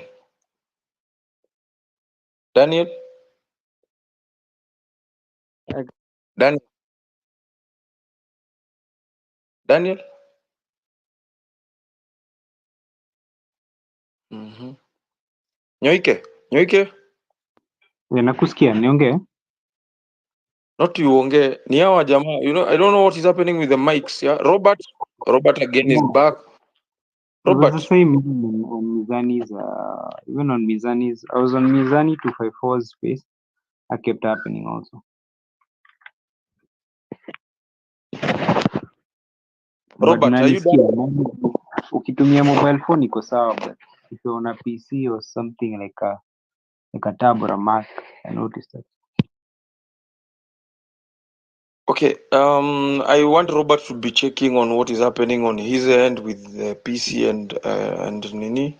Let me. I think Wanyoike mic is very clear. So Wanyoike carry on as Robert does his thing, so that we don't have tusipoteze time sana. I want to bring some other people to also occupy the speaker panel. So as Robert checks, Nyoike, finish. Nyoike maliza, ni wewe. Mi nilikuwa nimemaliza. I think you can hand the mic to someone else. It was Daniel, or either you or Dan. Did you have anything? Yeah, I did. I think, okay, number one, okay, first of all, I really appreciate the fact that we're showing some wins, you know, because guys were getting so deep. Guys didn't know what was happening in court. In case you people don't know, people did not know what was happening in the courts. People are finding out now about the court case. And I even remember we were with Tony Gashoka on his space, and nikamwambia, you need to blow up the Adani story so that people actually know, so that they can actually see that there's a fight being fought. And I think they took up that because I remember watu walikuwa wanamwambia we don't know about it, and I think they went on in the back end and they blew it up. So I'm happy to see that these small wins mean a lot, because especially after guys saw this guy is winning shift. But the thing I love about this whole situation is that Ruto makes one step, but because he's sociopathic, he makes another messed up step somewhere else. Like right now, if you're looking at the cops, they're pissed off as hell. I'm pretty sure hata sahii tukienda maandamano, I think hata wanaweza katuletea maji. I'm just saying. Sahii I think hata wanaweza katuangalia hadi watupatie maji because of how pissed off they are. Like because the government is the thing I wanted to comment about is these jobs to the Middle East. I mean, I don't know why people are selling them as a good thing, but you need to know two things. Majority of the European world is running out of human beings. And we are seeing, I think history will look at this age as the age of African voluntary exportation of slavery, which is what this guy is doing. Because the mines that are supposed to be built in Kenya, they're the ones he's going to send there to do meager jobs that the people there don't want to do. So what's going to happen is that they're going to reduce the amount of money the employers there are paying people so that they can make more money. And then they'll take the more money, the money that they're making, they're going to put them in banks. And then they're going to lend them to the actual Europeans who live there. And those people will have more money. So they're actually reducing the wages because they cannot be able to pay their people lower wages. So they're actually getting this group of human beings from Africa to come and lower the wages to keep their economies competitive. And I don't know why no one is talking about these guys. You see the corporates in those places. If you have to hire a European, you have to pay them way more money, including benefits, retirement, all that stuff. But when you have a Kenyan, you just give them their money, wataenda kujenga kanyumba kake kwa village at a fraction of the cost. So what this guy is doing, he's literally selling out his own people as slave labor to build another nation, to maximize the profits of that nation so that they can keep the wages low and keep the profits high for the corporates that need them. Then those corporates bank that money in European banks, which then give the Europeans debt, which they can be able to buy better houses. The guys who are actually the middle class, they get more money. They are able to sustain their economy through us. Meanwhile, our country is exactly where when the people are leaving the country, they will find the country in the same exact messed up state they left it in. No schools, no hospitals. Everything is expensive. Businesses are closing down. You're literally not building your own land. And I don't even know. I don't think we've ever had a more sickening human being as president, because this guy is quite honestly the most sickening human being we ever had, and they are going to do it gladly. He's going to sell off his own people as slave labor for years because Europe needs it. And this time, Europe doesn't need to colonize us, doesn't need to come and bring ships and take us. Our own president will literally sign us off and send us there. Yes.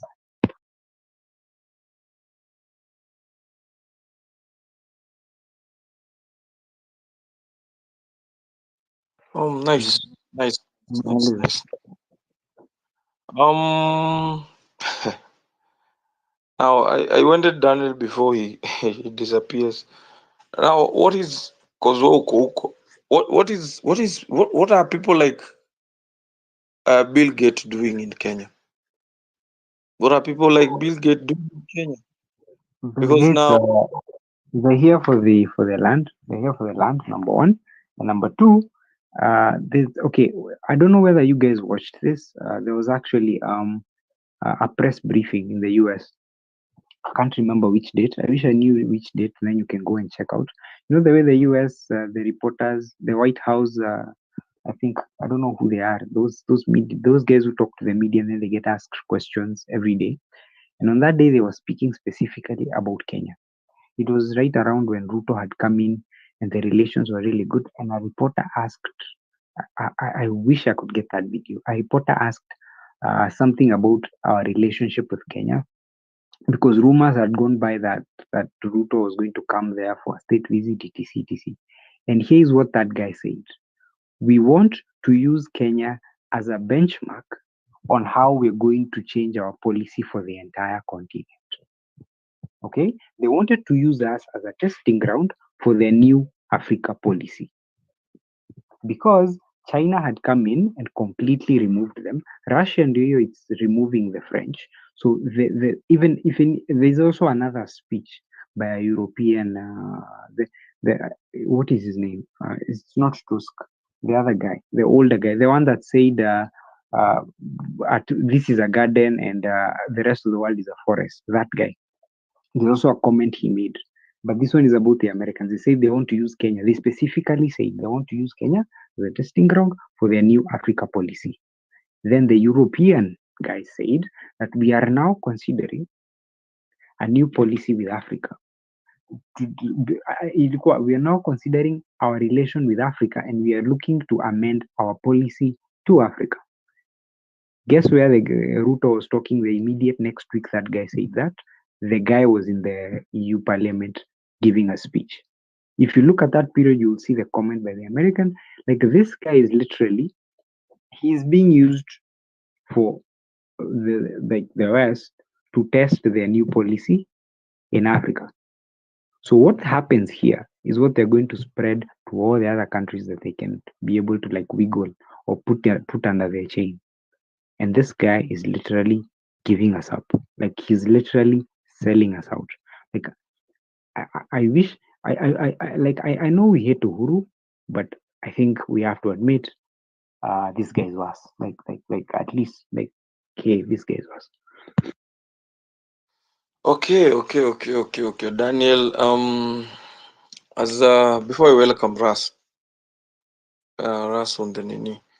I think back here at home, everybody, I think kila mtu amekuwa akijua ama kila mtu amekuwa akiambiwa we are dealing with a president who is not only doing bidding in the entire continent of Africa for the European Union. The other day, I think 2 days ago, we saw Meg Whitman, the US ambassador, visit the IEBC,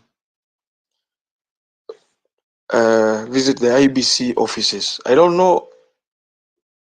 I think Kenyans have been calling for the reconstitution and the the constitution of the IBC, but they are very quick to respond when ambassadors, especially these ones from the European Union, raise issues with the government, and the government is always quick to respond, because on the same day, it is on the same day that William Ruto also responded on the term limit issue, saying that he will not allow any kind of mutilation or disrespect of our constitution. But we all know that those are lies. So I will agree with you to a big extent that we have a very big hand and a very big influence, especially on our democracy, on our way of life here in Kenya, by the West, and more particularly by the United States of America. I don't know what the people of Kenya want, because I'm that kind of person who still believes that even the democracy that we talk about. But Kuna mic- you see, sorry to interrupt. We're going to have around 2 years of incredible, like psyops are going to be the order of the day. Let me just tell you the truth. If you know what psyops are, we are about to get bombarded by them. The first psyop is what we're seeing with stupid legislation. That one is pretty obvious, okay, to people who know, but to most of the population, they don't know it's psyops. They just see, just if you think the extension of presidential terms was a ridiculous bill, ngoja uone zenye zitakuja. Because what's going to happen is that the more we are not exhausted, the more ridiculous the bills will be. There's a bill that's coming in right now that's going to. I was reading it today. If the bill for protest has already come in, there's the bill for, like, what is the other ridiculous bill that I saw that we're supposed to be fighting this week? Expect stupid, ridiculous bills to come through parliament, because they want you, Ruto wants you to be angry until you get exhausted. Okay? That is the first psyops. The second thing will be populist things. He's going to have, we just expect by next, immediately ameanza kurudi juu ya gari, expect a lot of freebies. A lot of stupid freebies, like sijui unga imeenda chini, sijui wamama wamepewa pesa ya kufanya nini. Just expect some populist shit which is going to like regulate that anger. Kama wale wa Nigeria walienda kuraya wakapewa bag ya mchele wakarudi home. Expect shit like that, a lot of it. Then after that is going to be surveillance. Buda boss, kwanza, you can hear me, right? Ras. Yes, go on. Yeah. The next thing is surveillance. Kwanza, we were just on another space talking about that this bill for deeming IMAs. And I was telling guys it has nothing to do with taxes. I was even explaining to them because I worked for a telco for years, so I actually know it has nothing to do with taxes. They just want to have a way to be able to, like, they can clone your phone, hijack your phone. Like, they want to be able to have better control over what you're doing. Like, because what you need to know about a mobile device is that it's just a Linux machine. There's nothing special about your mobile device. It's just that small Linux machine that has applications that are running on very, very unsecure tiny databases called SQLite. That's all your phone is. It's just a Linux box, and then the operating system is just it's just a Java application that takes over the entire screen. And then you're not able to access the other parts of the Linux machine. So all they're doing right now, once they have their IMA, they can be able to do so many things, like turn on your mic. They're able to go into your that SQL database, into your WhatsApp, go into your Twitter, go into your TikTok, like, because all this, your phone catches all these things with your phone.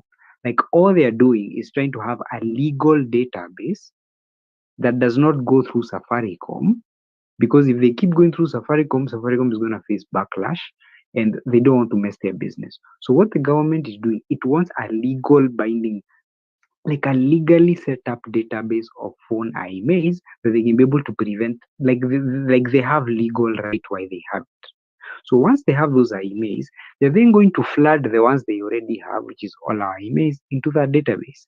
And then the government also has another system called IPRS, which is the one where all the telcos register. That's where whenever you register a SIM card, where Safaricom gets your ID and your name from, it's a system called IPRS.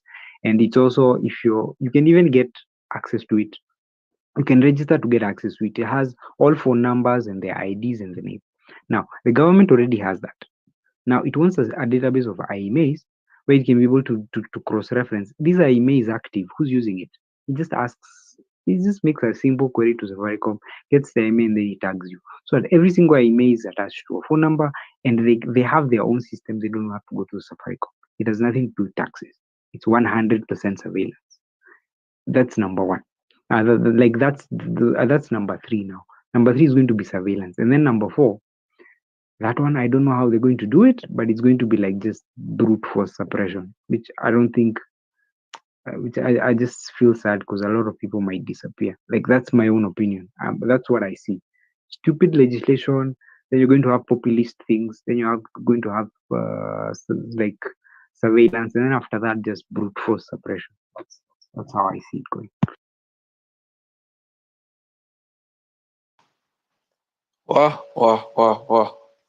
You're making some of us afraid. Unajua tulikuwa tumeona hiyo bill tukadhania tu ni kitu.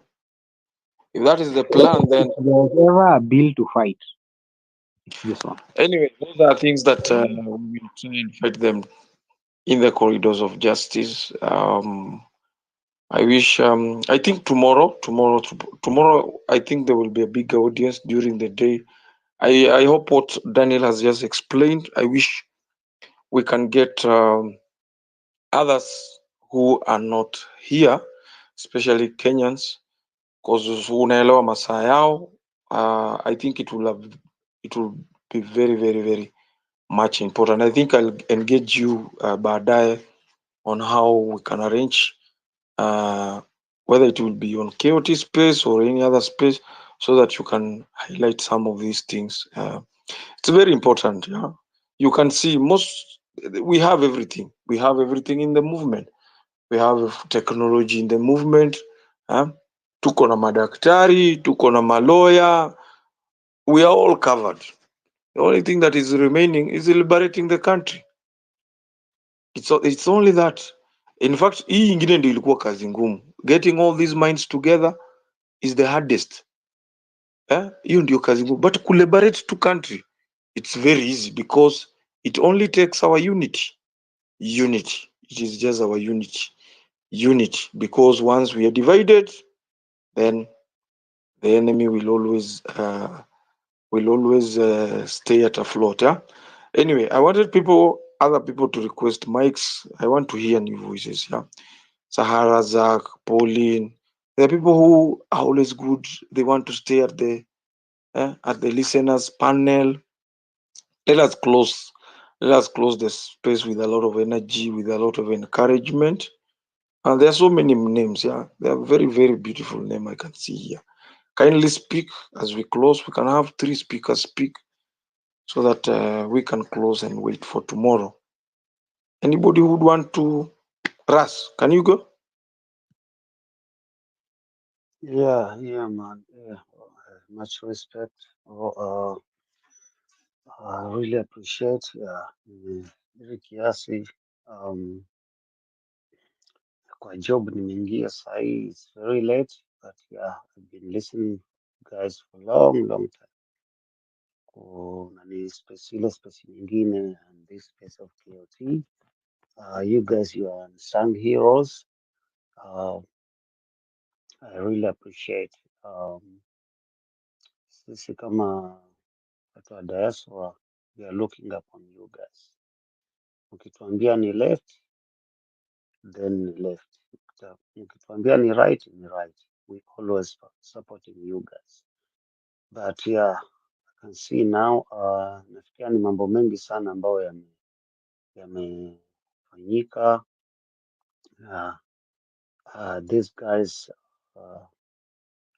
hiyo legitimate government imekuwa very brutal, you know. saa hii, so naona kidogo maandamano kidogo amerudi chini, so we are really ready for our country. We need a new Kenya.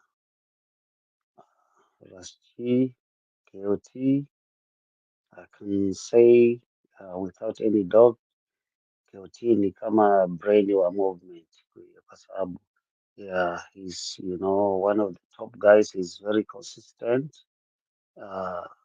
Wengine wanajitokezea wanaenda, maybe others are just cloud chasers, but KOT, RSG na wengine wale kina Beat Africa, you guys, you are real, we are looking at you guys and we are ready to to support you for the good cause. So yeah, kitu ambacho ningependa pia kukuuliza wewe Ras,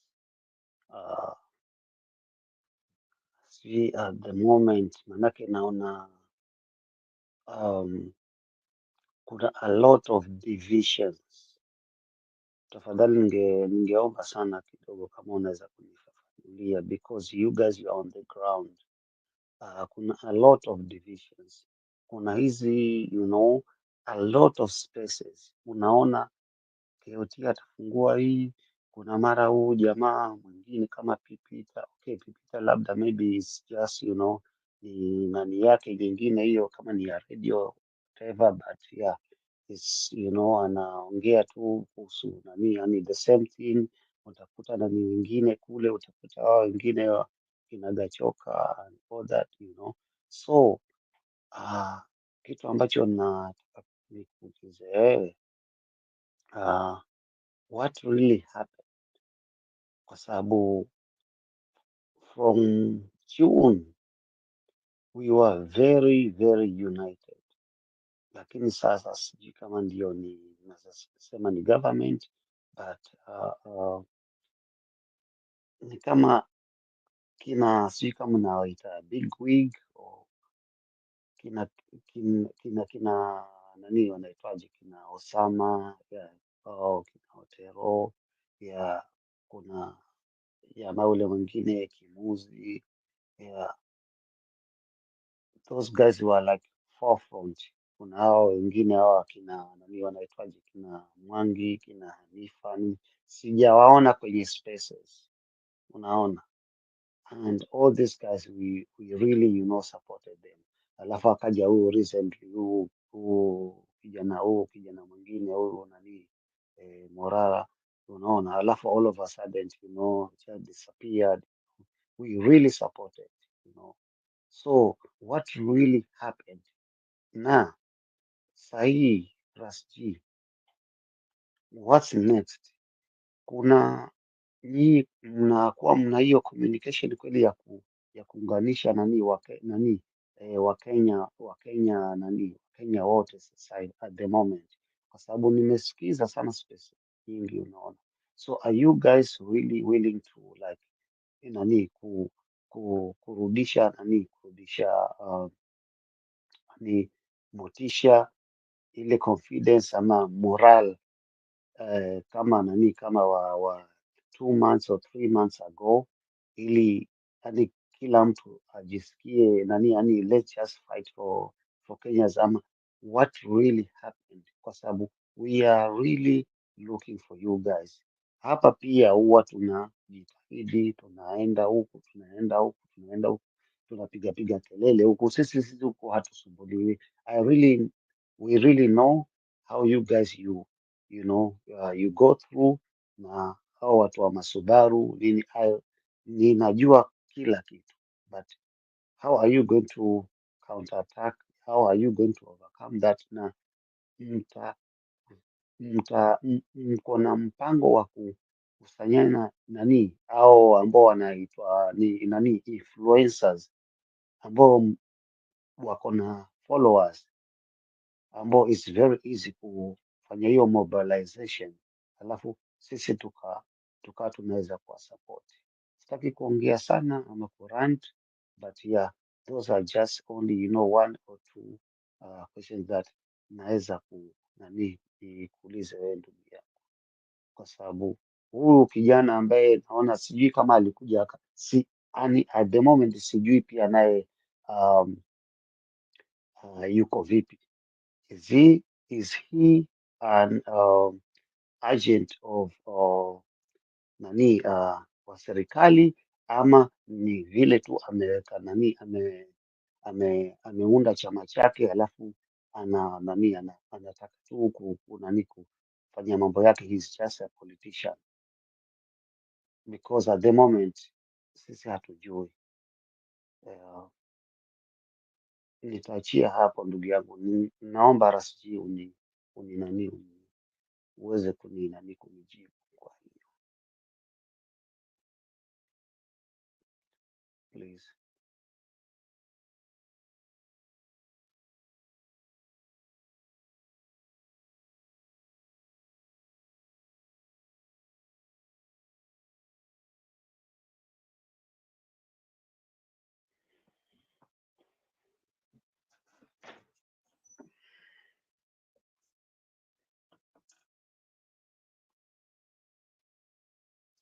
Rasji,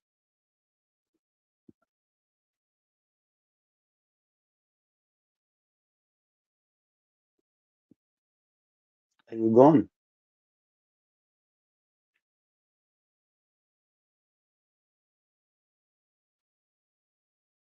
Hello?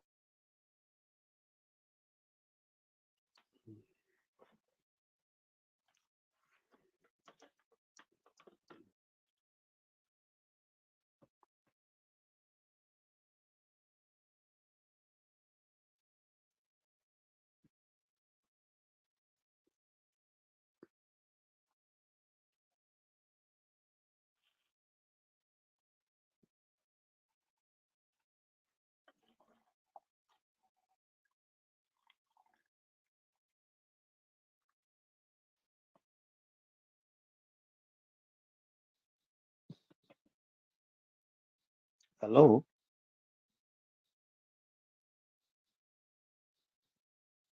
Ras, are you there, Ras? Yes. Yeah, ni kama nani ameenda.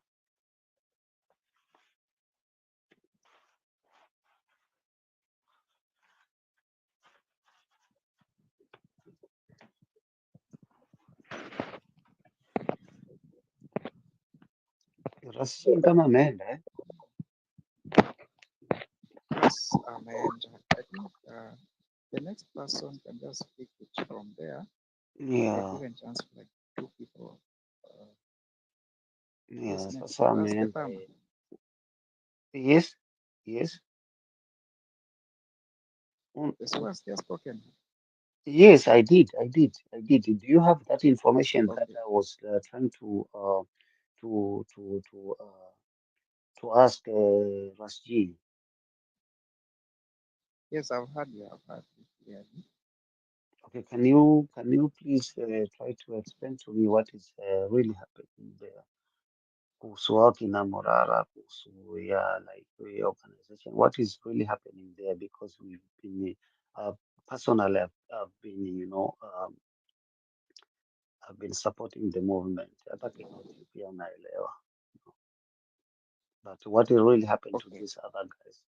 Yeah, The, tafadhali tu in brief, sitaki nikupatie nani sana nani nyingi, but I just really want to know. Nataka kujua historia ya huu jamaa huyu Morara na what really is happening about these other influencers ambao why kila mtu ana hold spaces zake. Kwa nini hakuna mambo ya kuungana tena? Yeah, in briefly tu sitaki nikupatie all right. Thank you. yeah. Sorry, I don't think I can talk on their behalf. Okay. I think there's a team. There's a team who can speak. They meet every day. They have their plans. I'm not part of that team, so I think Okay. if I answer anything on that, I might just speculate, which is not right for now. Okay. Yeah, just bear with me. But I think information will reach them.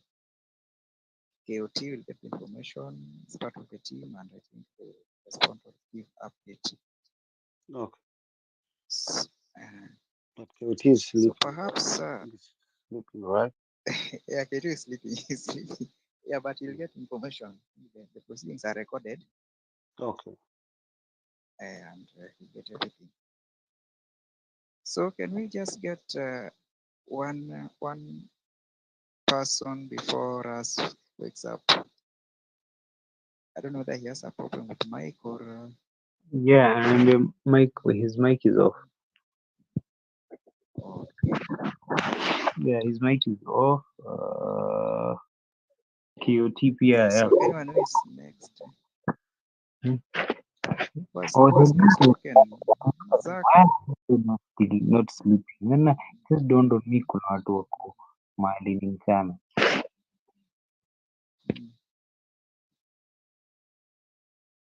So can we just have someone finalizing? Yeah, Ras had given chance for 2 people, 2 or 3, and then that was to be the end.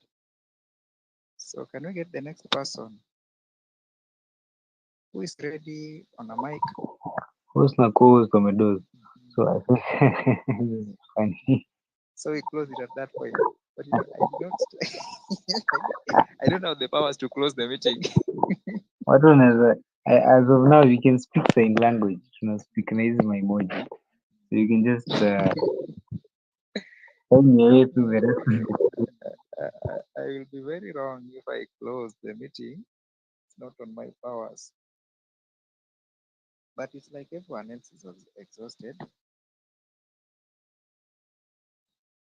Kaa kuna watu wa sign language, just go on. Just tumeni hizo masmile na whatever we will. Whoever can understand them, respond. And I would really like to hear a voice of a lady. Don't we have ladies in the house? Faith.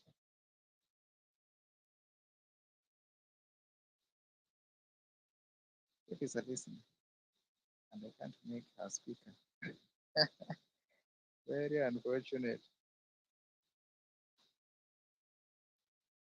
Okay. So it's like all the speakers. Oh, Razi has a problem in his co-hosting rights zimenyongwa na Elon Musk. So now he needs So I'm not even the co-host. He needs Next time they should. Yeah, he's trying to. Next time they should make me co-host. Mimi. Mimi. Wacha tukiutia amelala.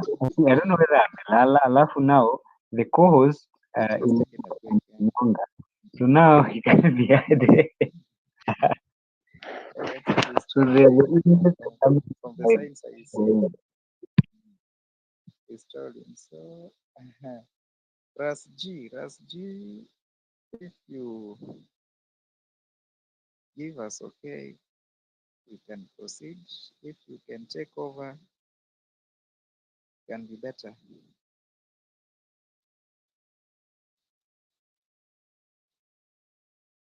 Hivi ndio Gachagua anasikia.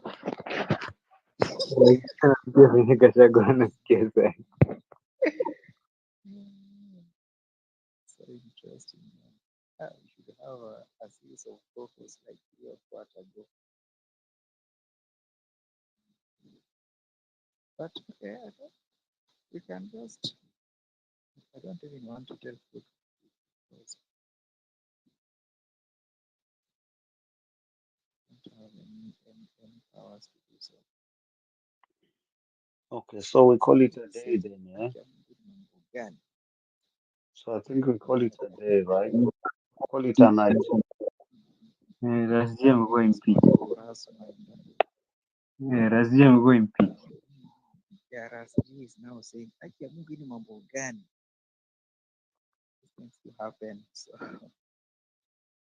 okay, I don't know. Perhaps Ras G will have to finalize.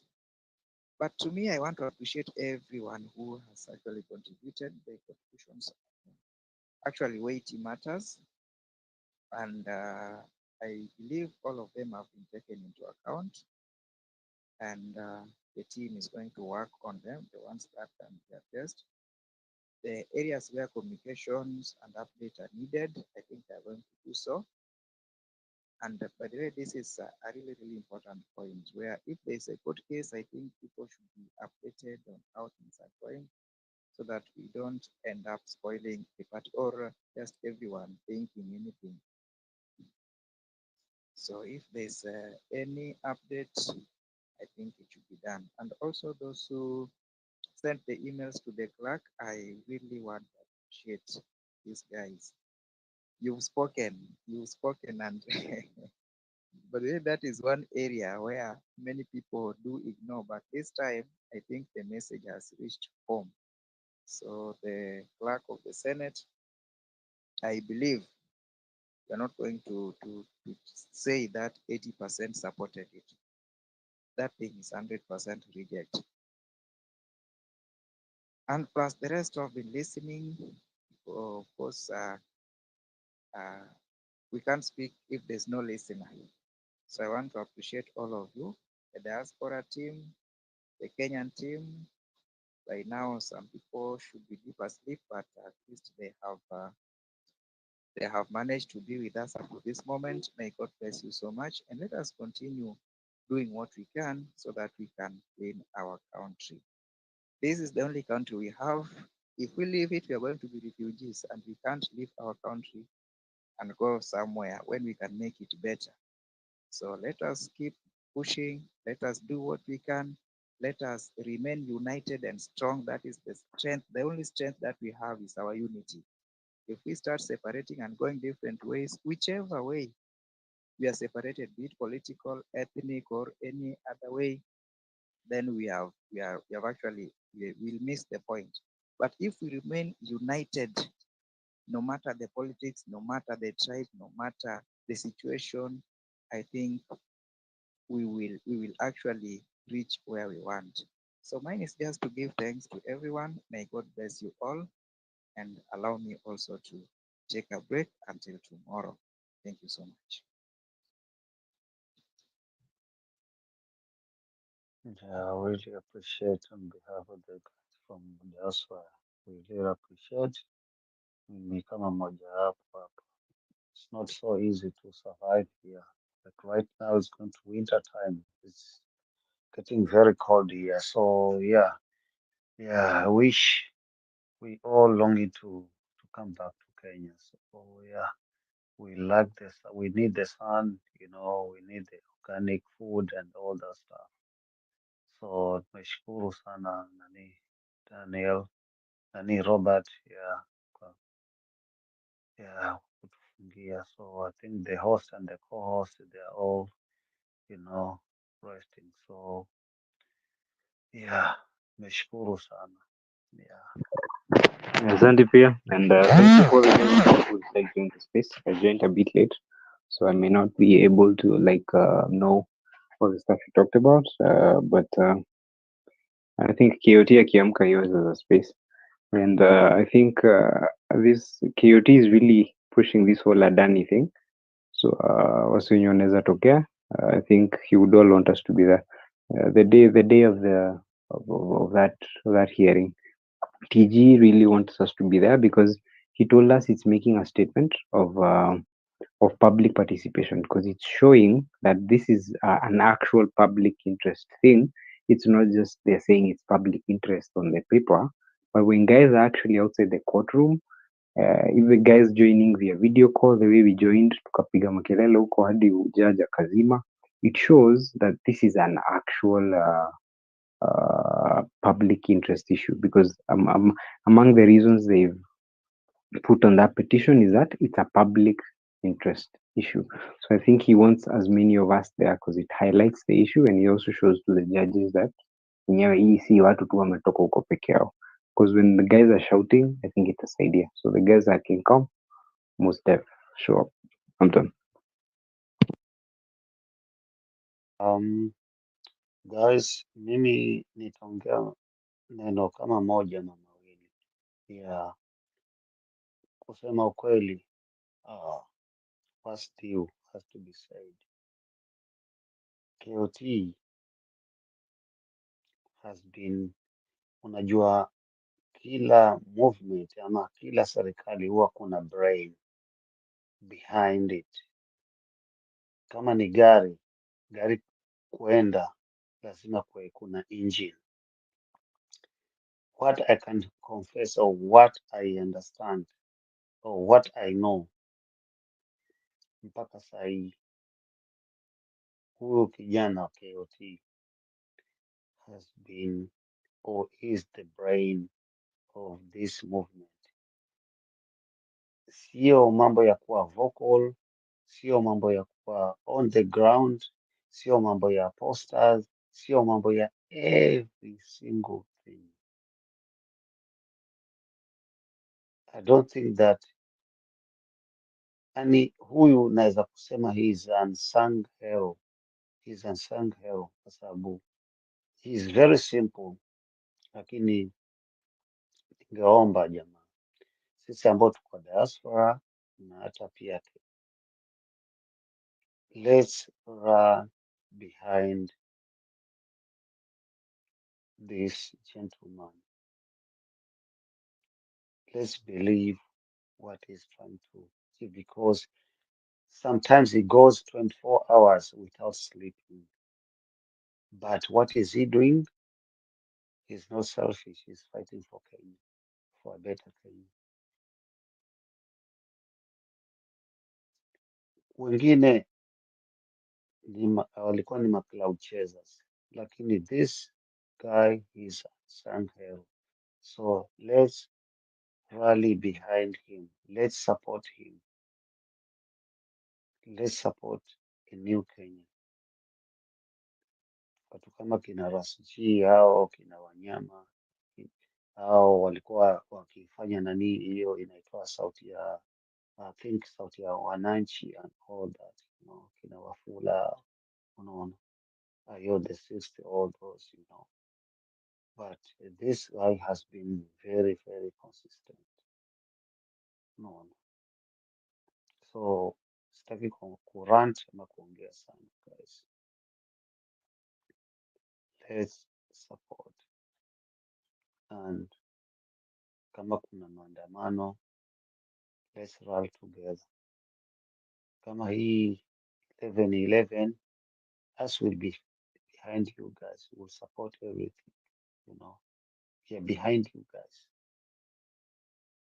Kama kuna kitu chochote kile ambacho kinatakikana, you know, in terms of funds, we are here.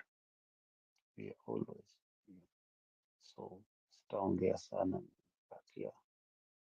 Good night to everyone. Yeah, to rest. Thank you. Nashukuru sana.